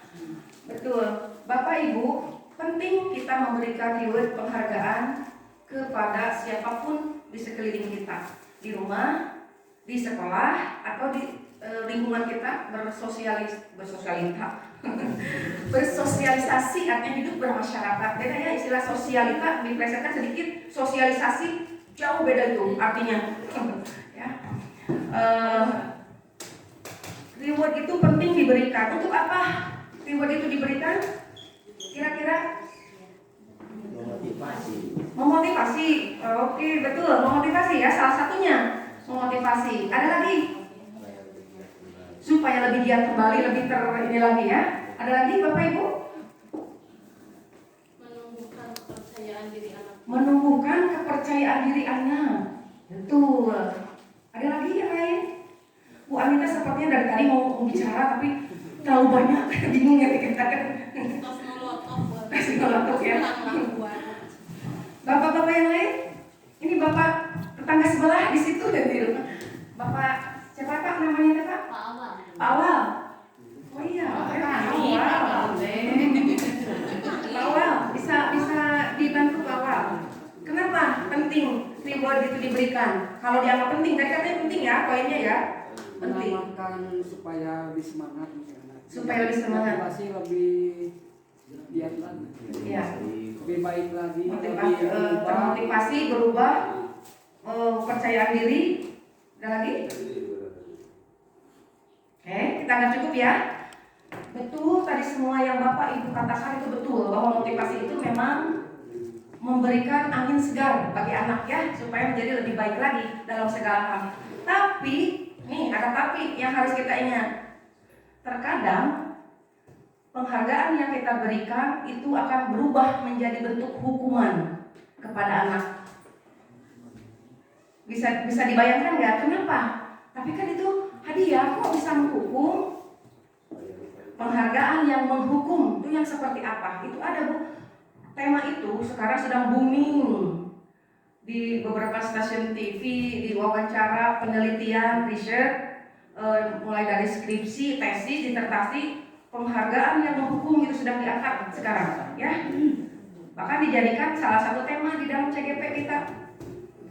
Saking apa itu? Saking penting bahwa kita harus berubah dari pola lama teori dulu reward and punishment. Sekarang dirubah oleh kementerian kita, Kementerian Pendidikan, menjadi tidak ada lagi reward and punishment, tidak diberlakukan lagi. Tapi sekarang kita harus hati-hati karena ada istilah penghargaan yang menghukum. Kita lihat Pak, kenapa penghargaan itu bisa berbahaya buat anak? Hati-hati memberikannya ya. Yang pertama, pengaruh jangka pendek dan jangka panjang. Saya bisa ulas sedikit. Pengaruh jangka pendek, kalau penghargaan itu diberikan kepada anak dengan cara yang tepat, itu akan tadi motivasi terangkat ya. Oh, semangat hidup, percaya diri, keluar semuanya dalam jangka pendek. Tapi itu tadi anak lebih berprestasi apa awal ya? Lebih berprestasi. Tapi jika diberikan di dalam jangka panjang terus-menerus berulang-ulang, yang terjadi mungkin sebaliknya. Ya, mungkin sebaliknya. Itu akan menurunkan harga diri anak. Mereka menjadi tidak termotivasi lagi, asal biasa aja mengejar itu. Itu kalau jangka panjang, dan menjadi suatu ketagihan nanti. Dia melakukan itu karena motivasinya kayak dikasihan coklat atau tulisan, macung tenda, permen gitu kan. Tapi apa ingin diberikan pujian dan seterusnya. Jadi menurut teori, penghargaan itu harus hanya cukup diberikan dalam jangka pendek, tidak diulang. Itu selaras dengan teori psikologi ya, dalam Maslow, dalam apa. Penghargaan itu ada batasnya, tidak boleh 3 kali berturut-turut. Makanya kalau ada kejuaraan, misalnya juara olimpiade misalnya, yang sudah menang selama 3 kali berturut-turut tidak boleh lagi jadi peserta. Nah itu teorinya ke situ ya, karena akan terbiasa nanti. Salah satu contoh pendeknya seperti itu. Yang kedua, penghargaan tidak efektif. Penghargaan bila diterima oleh orang yang tidak tepat menjadi tidak efektif. Ada beberapa contoh riset untuk ini Pak. Tidak tepat ya. Yang ketiga, penghargaan merusak hubungan. Kenapa merusak hubungan? Baik, kecemburuan. Gimana boleh kasih contoh? Boleh? Jadi anak yang sering diberi Penghargaan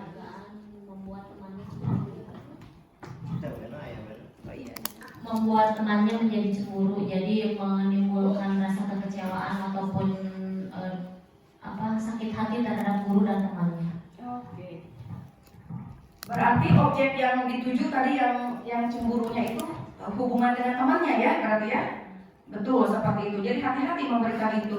Jangan-jangan nanti jadi dendam yang menahun untuk si anak yang tidak diberikan penghargaan kepada anak yang diberikan penghargaan. Yang keempat, penghargaan mengurangi ketepatan. Ada contoh katanya riset ya di sebuah sekolah universitas, sekumpulan anak laki-laki disuruh melihat gambar wajah yang berbeda. Dibagi 2 kelompok, yang satu dikasih hadiah, yang satu tidak dikasih hadiah. Kemudian ditanya, hasilnya anak yang diberi hadiah banyak tidak tepatnya dalam menjawab, menebak asal-asalan karena udah dapat hadiah, dia ada masalah juga. Tapi anak yang tidak diberikan reward, dia excellent hasilnya. Dia bisa mengingat apa yang dilihatnya dengan lebih teliti. Itu salah satu contoh riset ya, ada beberapa riset yang dicontohkan di sini. Kemudian penghargaan menurunkan kualitas.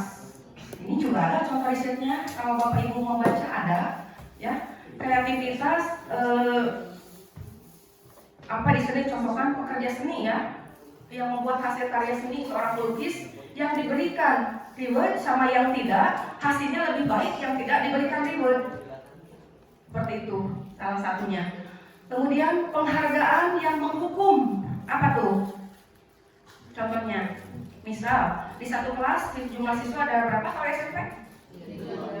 37, sekitar 35 jaraknya ya, 35. Yang ranking 1, Ibu masih berlaku ranking di sini? Tidak berlaku, tapi ada pemberitahuan gak ke anak bahwa kamu yang terbaik? Dikasih hadiah tidak? Tidak, di sini tidak. Diumumkan tidak di grup? Tidak juga. Ya, memang masih banyak sekolah yang seperti itu ya. Ketika penghargaan itu diumumkan, hanya satu yang mendapat penghargaan dari satu kelas. Dari 35, hanya satu orang. Yang 34, apa yang dirasakan oleh 34 itu? Terutama yang juara 2. Pasti dia akan sakit hati. Itu bisa dipastikan, diakui atau tidak. Kok bedanya cuma sedikit? Terima kasih. Bedanya cuma sedikit, angkanya itu cuma beda koma aja, poin, tapi dia sendiri yang dikasih hadiah. Karena memang keterbatasan kita sebagai pemberi hadiah, tidak untuk semuanya, alokasinya hanya untuk satu. Nah itu yang disebut penghargaan menghukum itu, menjadikan orang yang tidak mendapat penghargaan menjadi terhukum. Dan lagi, orang yang mengharapkan ingin diberi penghargaan, tidak dapat sampai kapanpun misalnya, itu akan menjadi perasaan terhukum. Itu jadi intinya kita harus hati-hati dalam memberikan reward dari penghargaan. Dan yang terakhir adalah motivasi dari dalam diri ya. Yang sebaiknya kita memberikan penghargaan itu untuk membangkitkan motivasi intrinsik anak. Jadi penghargaan yang sebaiknya yang seperti apa kalau begitu? Gimana coba yang intrinsik seperti apa? Ada contoh katanya ya. Oh ya, kasus nih. Ada contoh di sana disebutkan di contoh di pembahasan itu ada satu anak lagi belajar membaca. Anak belajar membaca, umur sekitar 7-8 tahun membaca. Nah, suatu ketika si anak ini bisa membaca, bisa mengejar, mengerangkai kata. Dia tersenyum ya, mengungkapkan kebahagiaan. Hore, aku bisa ternyata. Oke, satu. Itu adalah, garis bawahi, itu adalah bentuk penghargaan tertinggi untuk dirinya sendiri, motivasi dari dalam diri. Besoknya dia belajar lebih giat lagi untuk merangkai kata-kata yang lain. Itu yang terjadi. Kedua, karena ini anak ini sedang ada percobaan ya. Ketika dia sudah bisa membaca, ibunya tiba-tiba datang. Selamat ya anakku, karena kamu sudah bisa baca. Ibu kasih coklat, ibu kasih mobil-mobilan. Oke. Ternyata hancur bu, stop. Sejak saat itu motivasi anak untuk belajar membaca, mengejar lebih tinggi lagi tidak ada lagi. Karena besoknya ibunya tidak memberikan lagi hadiah. Nah itu. Jadi motivasinya harus intrinsik dari dalam diri sendiri. Jadi sekarang kita harus mengubah persepsi kita, mindset kita, bagaimana cara memberikan hadiah kepada anak. Apakah setiap anak yang berprestasi harus dikasih uang? Tidak. Dikasih hadiah? Tidak. Mungkin hanya cukup dengan usapan tangan, ucapan selamat, itu sudah cukup. Jauhkan anak dari anak kecil usia SD ke bawah, itu jangan dibiasakan dikasih uang. Itu yang membunuh itu, karakternya akan mati selamanya. Ya, seperti itu. Menurut teori ya Bapak Ibu ya. Karena itu sudah merupakan hasil riset penelitian selama berpuluh-puluh tahun. Baik Bu, lanjut kita. 5 posisi kontrol ya. Sebelum ini dilanjutkan ada yang bertanya dulu mungkin Bapak Ibu. Kita selang dulu, terlalu lama mungkin ini pembahasannya. Sudah? Lanjutkan dulu atau ada yang mau berkomentar atau apa? Lanjut saja. Baik, sebelum lanjut, saya minum dulu ya.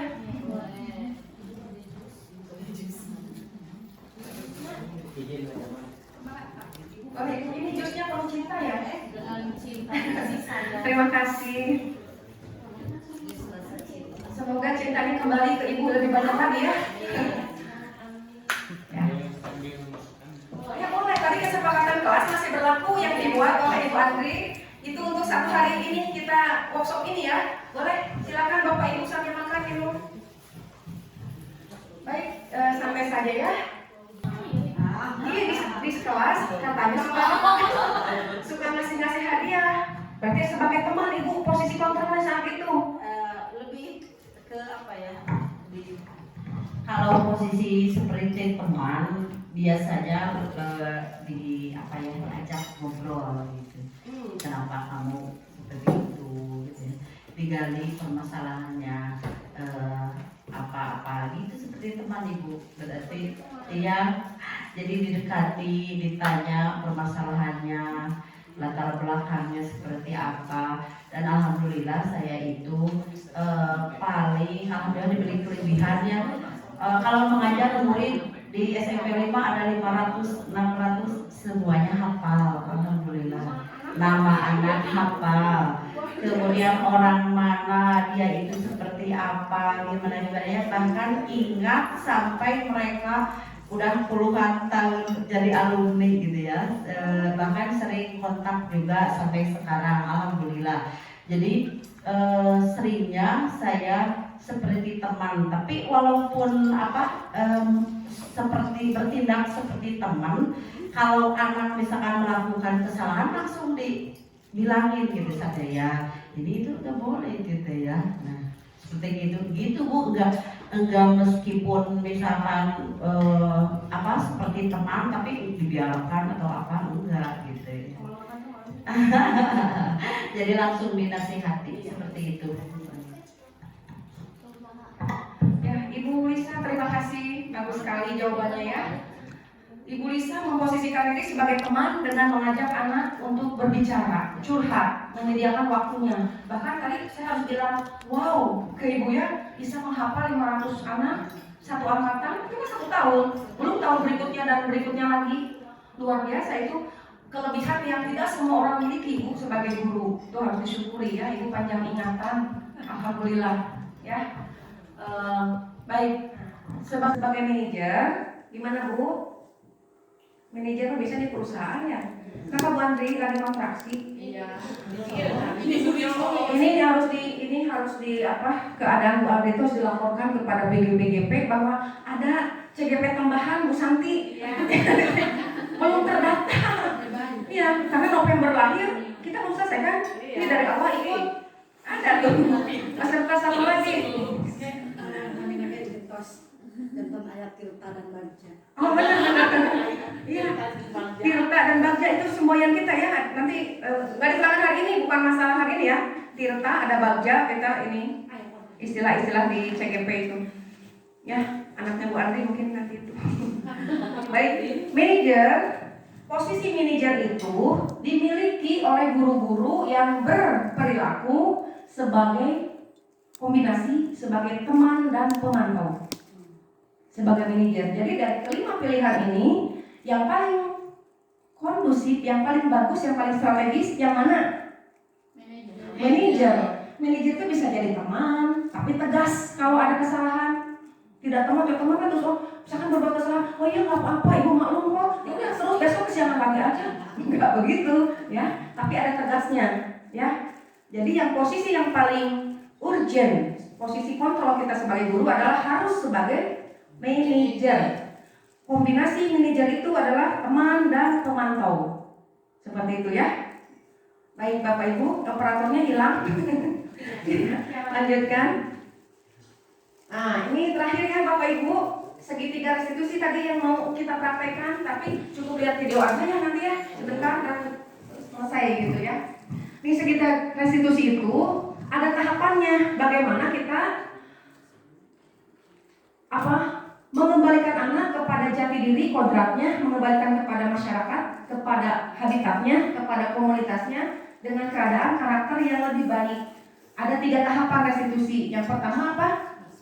Ada 3 sisi ya. Kenapa disebut segitiga? Karena ada 3 sisi. Yang di bawah tuh menstabilkan identitas. Misalnya, ketika restitusi dipanggilkan anak ya, stabilkan dulu emosinya, identitasnya, samakan dulu. Misalnya bisa mengatakan begini, setiap orang pasti pernah melakukan kesalahan. Ibu kalimat itu luar biasa ke anak yang sedang merasa bersalah, itu mengangkat lagi harga dirinya, tidak terlalu down, naik lagi. Oh iya, berarti orang lain juga ada yang salah. Dia memaafkan dirinya sendiri, itu yang paling utama. Ya.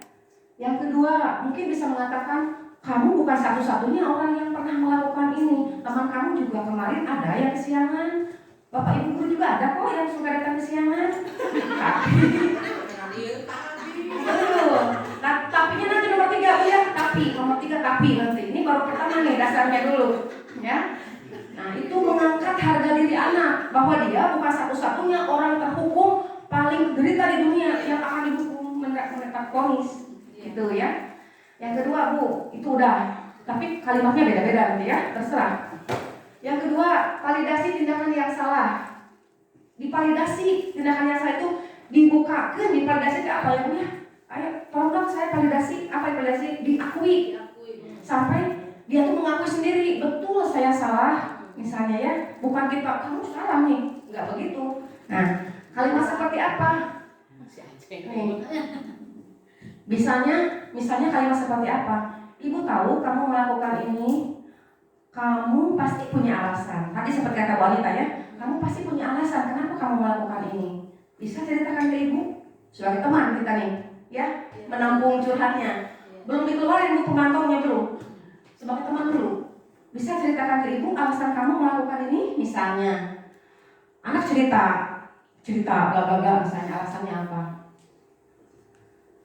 Misalnya, nanya lagi anak, apakah kamu punya cara lain nggak? Cara lain yang bisa dilakukan selain ini supaya bisa mendapatkan keinginan kamu? Misalnya, kalau dia mencuri misalnya ya, nah dia akan, oh iya bisa bu, misalkan gini-gini, dia akan ngomong sendiri, bukan dari mulut kita.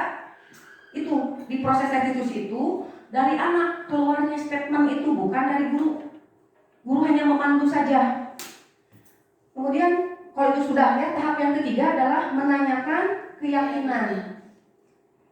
Kalau begitu, kamu sekarang sudah sadar ya, kamu melakukan kesalahan. Kira-kira keyakinan kelas apa yang sudah kamu langgar dengan melakukan ini? Anak akan menjawab, oh iya bu, tadi keyakinan kelas datang tepat waktu. Oh iya bu, keyakinan kelas nomor 1 adalah harus datang tepat waktu. Berarti saya salah karena saya sudah melanggar keyakinan kelas. Oke, itu sudah divalidasi, udah diinikan ya. Kemudian misalnya, coba kamu bayangkan kalau kamu tidak terlambat, misalnya ya, kalau kamu datang tepat waktu, kira-kira kamu nanti akan menjadi orang seperti apa? Nah, dia akan membayangkan imajinasi dunia impiannya tadi, dunia berkualitas dia akan dikeluarin pasti bu. Kan ini kita terkaitkan konsep ya. Kan mungkin nanti bu saya akan menjadi orang yang sukses di kemudian hari kalau saya selalu datang tepat waktu, bla bla bla. Angkat tuh, keluarkan semua dunia berkualitas dianya supaya masuk, sampaikan ke kita dan nanti menjadi sebuah ilusi tadi ya, seperti album foto yang ada di benak kita. Nah, seperti itu Bapak Ibu, untuk lebih meyakinkan seperti apa contohnya. Kemarin tanggal 2 hari yang lalu saya pernah merekam anak, ini benar-benar asli, tidak ada rekayasa dan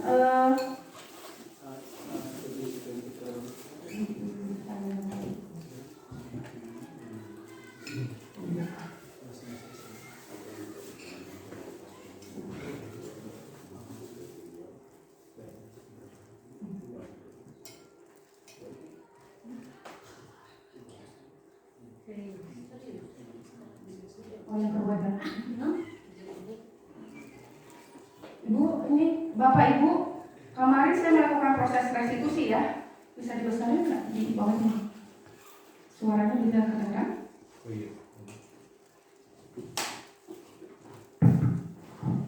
Ini sengaja tidak saya kasih tahu anaknya seperti apa, harus apa, dan saya juga tidak memberitahu ya. Bapak ini akan direkam untuk kepentingan tugas. Tidak seperti itu. Jadi ingin alami, karena kalau ini benar-benar sekali tag dan kita di tengah-tengah acara sedang pertandingan di sekolah, direkam dulu anak diajak. Nah, coba kita lihat. Menyala.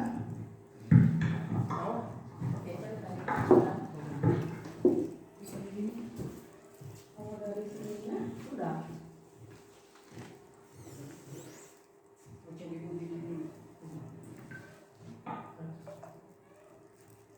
Kalau tanpa dimasukin ke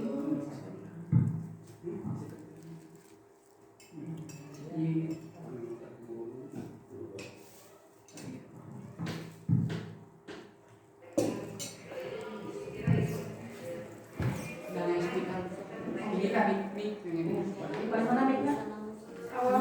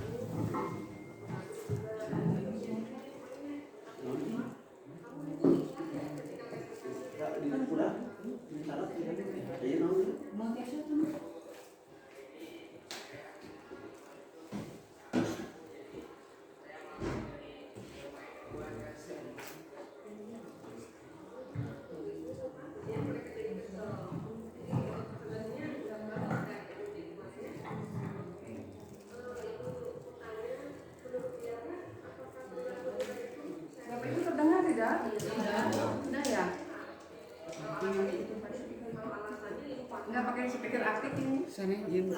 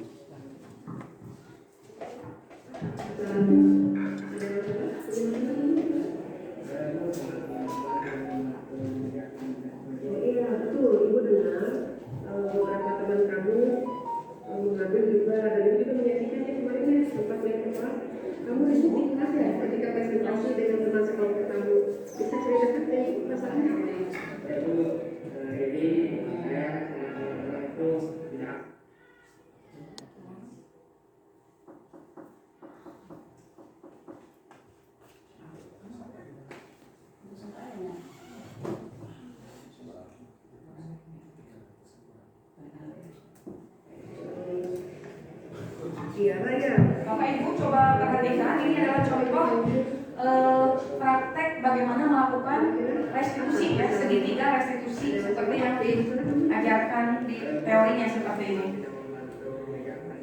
Iya betul, Ibu dengar beberapa teman kamu mengambil juga dan itu juga menyaksikannya kemarin ya, sempat lihat ke kelas. Kamu ribut di kelas ya ketika presentasi dengan teman sekolah kamu. Bisa ceritakan deh masalahnya apa? Ya Bu, jadi saya sama teman-teman itu tidak akrab Bu, jadi saya mau dari bermain membuat dan membantu tugas proyek itu. Begitu, pantas ya mereka jadi kesel. Jadi presentasinya nggak bagus kan mungkin kemarin ya? Oke. Ibu mau tanya, menurut dia apakah perilaku dia itu bisa dibenarkan tidak dengan alasan yang tadi? Oke lah. Kalau alasannya sebentar ya, kalau alasannya ibu paham setiap orang pasti melakukan kesalahan. Mungkin anak-anak di usia kamu, bukan dia aja, di kelompok lain juga ada yang seperti itu. Ya, jadi ibu wajar. Ibu kira itu wajar yang dilakukan. Yang penting kita berusaha memperbaikinya ya. Menurut dia, perilaku yang tadi itu gimana? Baik atau tidak? Tidak Bu. Salah ya? Ada niat tidak untuk memperbaikinya? Ada Bu. Ada. Menurut Tiara, maksudnya tidak dengan nilai-nilai keyakinan mereka. Apa yang sudah Tiara sepakati masih ingat? Kira-kira nilai apa yang sudah Tiara langgar? Ya itu kepedulian dan kerjasama. Maksudnya gimana tuh? Jadi harusnya saya lebih peduli terhadap teman-teman, terus dan membantu dalam mengerjakan tugas proyek itu presentasi. Ya, Ibu setuju ya. Betul seperti itu Tiara. Terus sekarang karena sudah tahunya terjadi seperti ini keributannya, mau nggak kamu memperbaikinya? Mau Supaya hubungan kamu dengan teman baik lagi? Kira-kira kamu punya solusi nggak? Atau punya apa gitu yang mau dilakukan? Pertama-tama saya ingin meminta maaf karena tidak membantu dalam tugas proyek itu dan ingin mentraktir teman-teman agar lebih akrab dengan mereka. Mentraktir? Tidak memberatkan kamu? Tidak Bu. Oke, baik Ibu setuju kalau memang itu keinginan kamu, asal kamu ikhlas tidak merasa berat. Boleh, Mama. Kapan kamu mau melakukan perbaikan ini? Mungkin untuk tugas proyek ke depan saya ingin sedikit mengambil alih tugas mereka dan Jadi kamu mengerjakan lebih banyak lagi tugasnya ya? gitu Bu.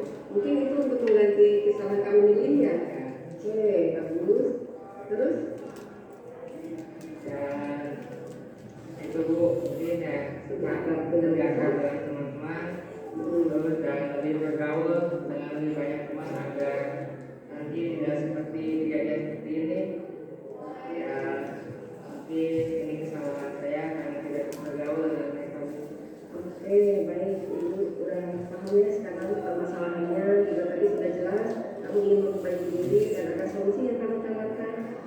Baik, Ibu doakan ya semoga kamu sukses, pembelajaran di sekolahnya berhasil dan nanti kamu jadi punya banyak teman, di kemudian hari kamu jadi orang hebat ya. Semangat ya. Terima kasih sudah datang, silakan kita masuk lagi ke kelas karena sudah bel. Baik Bapak Ibu, seperti itu contoh, mungkin tidak sempurna itu ya contohnya karena itu betul-betul skrip tanpa skrip asli. Bisa dibayangkan tadi ada beberapa tahapan yang bisa dilalui untuk melakukan proses restitusi tadi ya. Jadi kita sebagai guru kesimpulannya tidak ujuk-ujuk langsung menjatuhkan hukuman atau konsekuensi, tapi harus melalui proses dulu seperti itu. Dan konsekuensi yang harus keluar itu bukan dari mulut guru, tapi dari keinginan anak. Contoh, tadi kasus yang saya tangani siswa itu, dia itu ketika presentasi di satu pelajaran ribut di kelas. Dari 6 orang, dia 1 yang dipojokkan oleh kelima siswa lainnya karena dianggap tidak membantu pekerjaan kelompoknya. Dia malah main di luar jajan dan seterusnya. Ketika diselidiki, ternyata alasan Diara itu, anak itu, karena dia merasa tidak akrab dengan teman-teman itu, baru kelas 10 ya, tidak akrab, bukan circle-nya. Jadi tidak mau enggan untuk membantu seperti itu. Nah, tapi dia menyadari bahwa itu salah, melanggar kesepakatan dan keyakinan kelas. Makanya dia berinisiatif untuk melakukan beberapa solusi. Yang pertama, kata Diara, kata si anak, saya akan minta maaf pada mereka. Yang kedua, saya ingin akrab dengan mereka. Boleh nggak saya mentraktir mereka, Bu, biar mereka akrab? Nah, gurunya bilang kalau tidak memberatkan silakan, kan gitu. Terus yang ketiga, apalagi yang bisa kamu lakukan? Saya akan untuk minggu depan saya akan kerjakan lebih banyak lagi porsi tugas kelompoknya untuk mengganti kesalahan minggu yang sekarang. Jadi bukan guru yang memaksa kamu coba kerjakan gantiin nih kesalahan kamu minggu ini. Nah, bukan, tapi dari dia sendiri karena sudah direstitusi. Itu yang dimaksudkan restitusi Bapak Ibu ya, seperti itu. Akibatnya ada tidak hukuman di sini yang muncul? Tidak ada. Konsekuensi juga berasal dari anak, bukan dari guru. Jadi semuanya sama-sama enak, ya. Demikian Bapak Ibu mungkin presentasi saya hari ini yang bisa disampaikan dari awal sampai akhir. Mohon maaf bila ada kesalahan. Kalau ada yang mau menanggapi ya nanti dijawab sama Bu Andrik sama Ibu Dokter Enung, dipersilakan. Terus saya atas puas berarti Bapak Ibu ya. Ya baiklah, alhamdulillah ya begitu mundel materi yang kita dapatkan, alhamdulillah ya. Baiklah, acara yang selanjutnya berarti doa ya yang akan dipimpin oleh Pak Cecep. Kepada Pak Cecep dipersilahkan. Sebelum doa ada pantun. Oh iya siap. Waktu petang membeli peniti. Selamat datang buat Bu Santi. Ya maka Pak Cecep. Bismillahirrahmanirrahim. Assalamualaikum warahmatullahi wabarakatuh. Sejenak marilah kita berdoa, semoga segala doa dan harapan kita dikabulkan oleh Allah Subhanahu wa taala. Allahumma shalli wa sallim wa barik ala sayyidina Muhammad wa ala alihi wa sahbihi ajma'in. Allahumma inna nas'aluka min khairi kulli ajlihi wa ajlihi ma 'alimna minhu wa 'alimna minhu wa ma lam na'lam. Wa na'udzu bika min syarri kulli ajlihi wa ajlihi ma 'alimna minhu wa ma lam na'lam. Allahumma lakal hamdu wa lakal mustaqar wa antal musta'an wa lakal tuklan wa la hawla wa la quwwata illa bika. Allahumma inna nas'aluka min al-khayri ma sa'alaka minhu abduka wa nabiyyuka sayyidina Muhammadin sallallahu alaihi wasallam. Bismillahirrahmanirrahim wa bihi nasta'inu 'ala umuri dunya waddin. Allahumma barik lana fi auladina wa dhurriyyatina wa talamidana wa la tadurruhum wa fikum li ta'atika wa tuhna birahum. Wa sallallahu alaihi sayyidina Muhammad wa ala alihi wa sahbihi ajma'in. Walhamdulillahi rabbil alamin. Nas'aluka ijabah bi syari al-Fatihah. A'udzu billahi minasyaitonir rajim. Bismillahirrahmanirrahim. Alhamdulillahirrahmanirrahim. Ya kana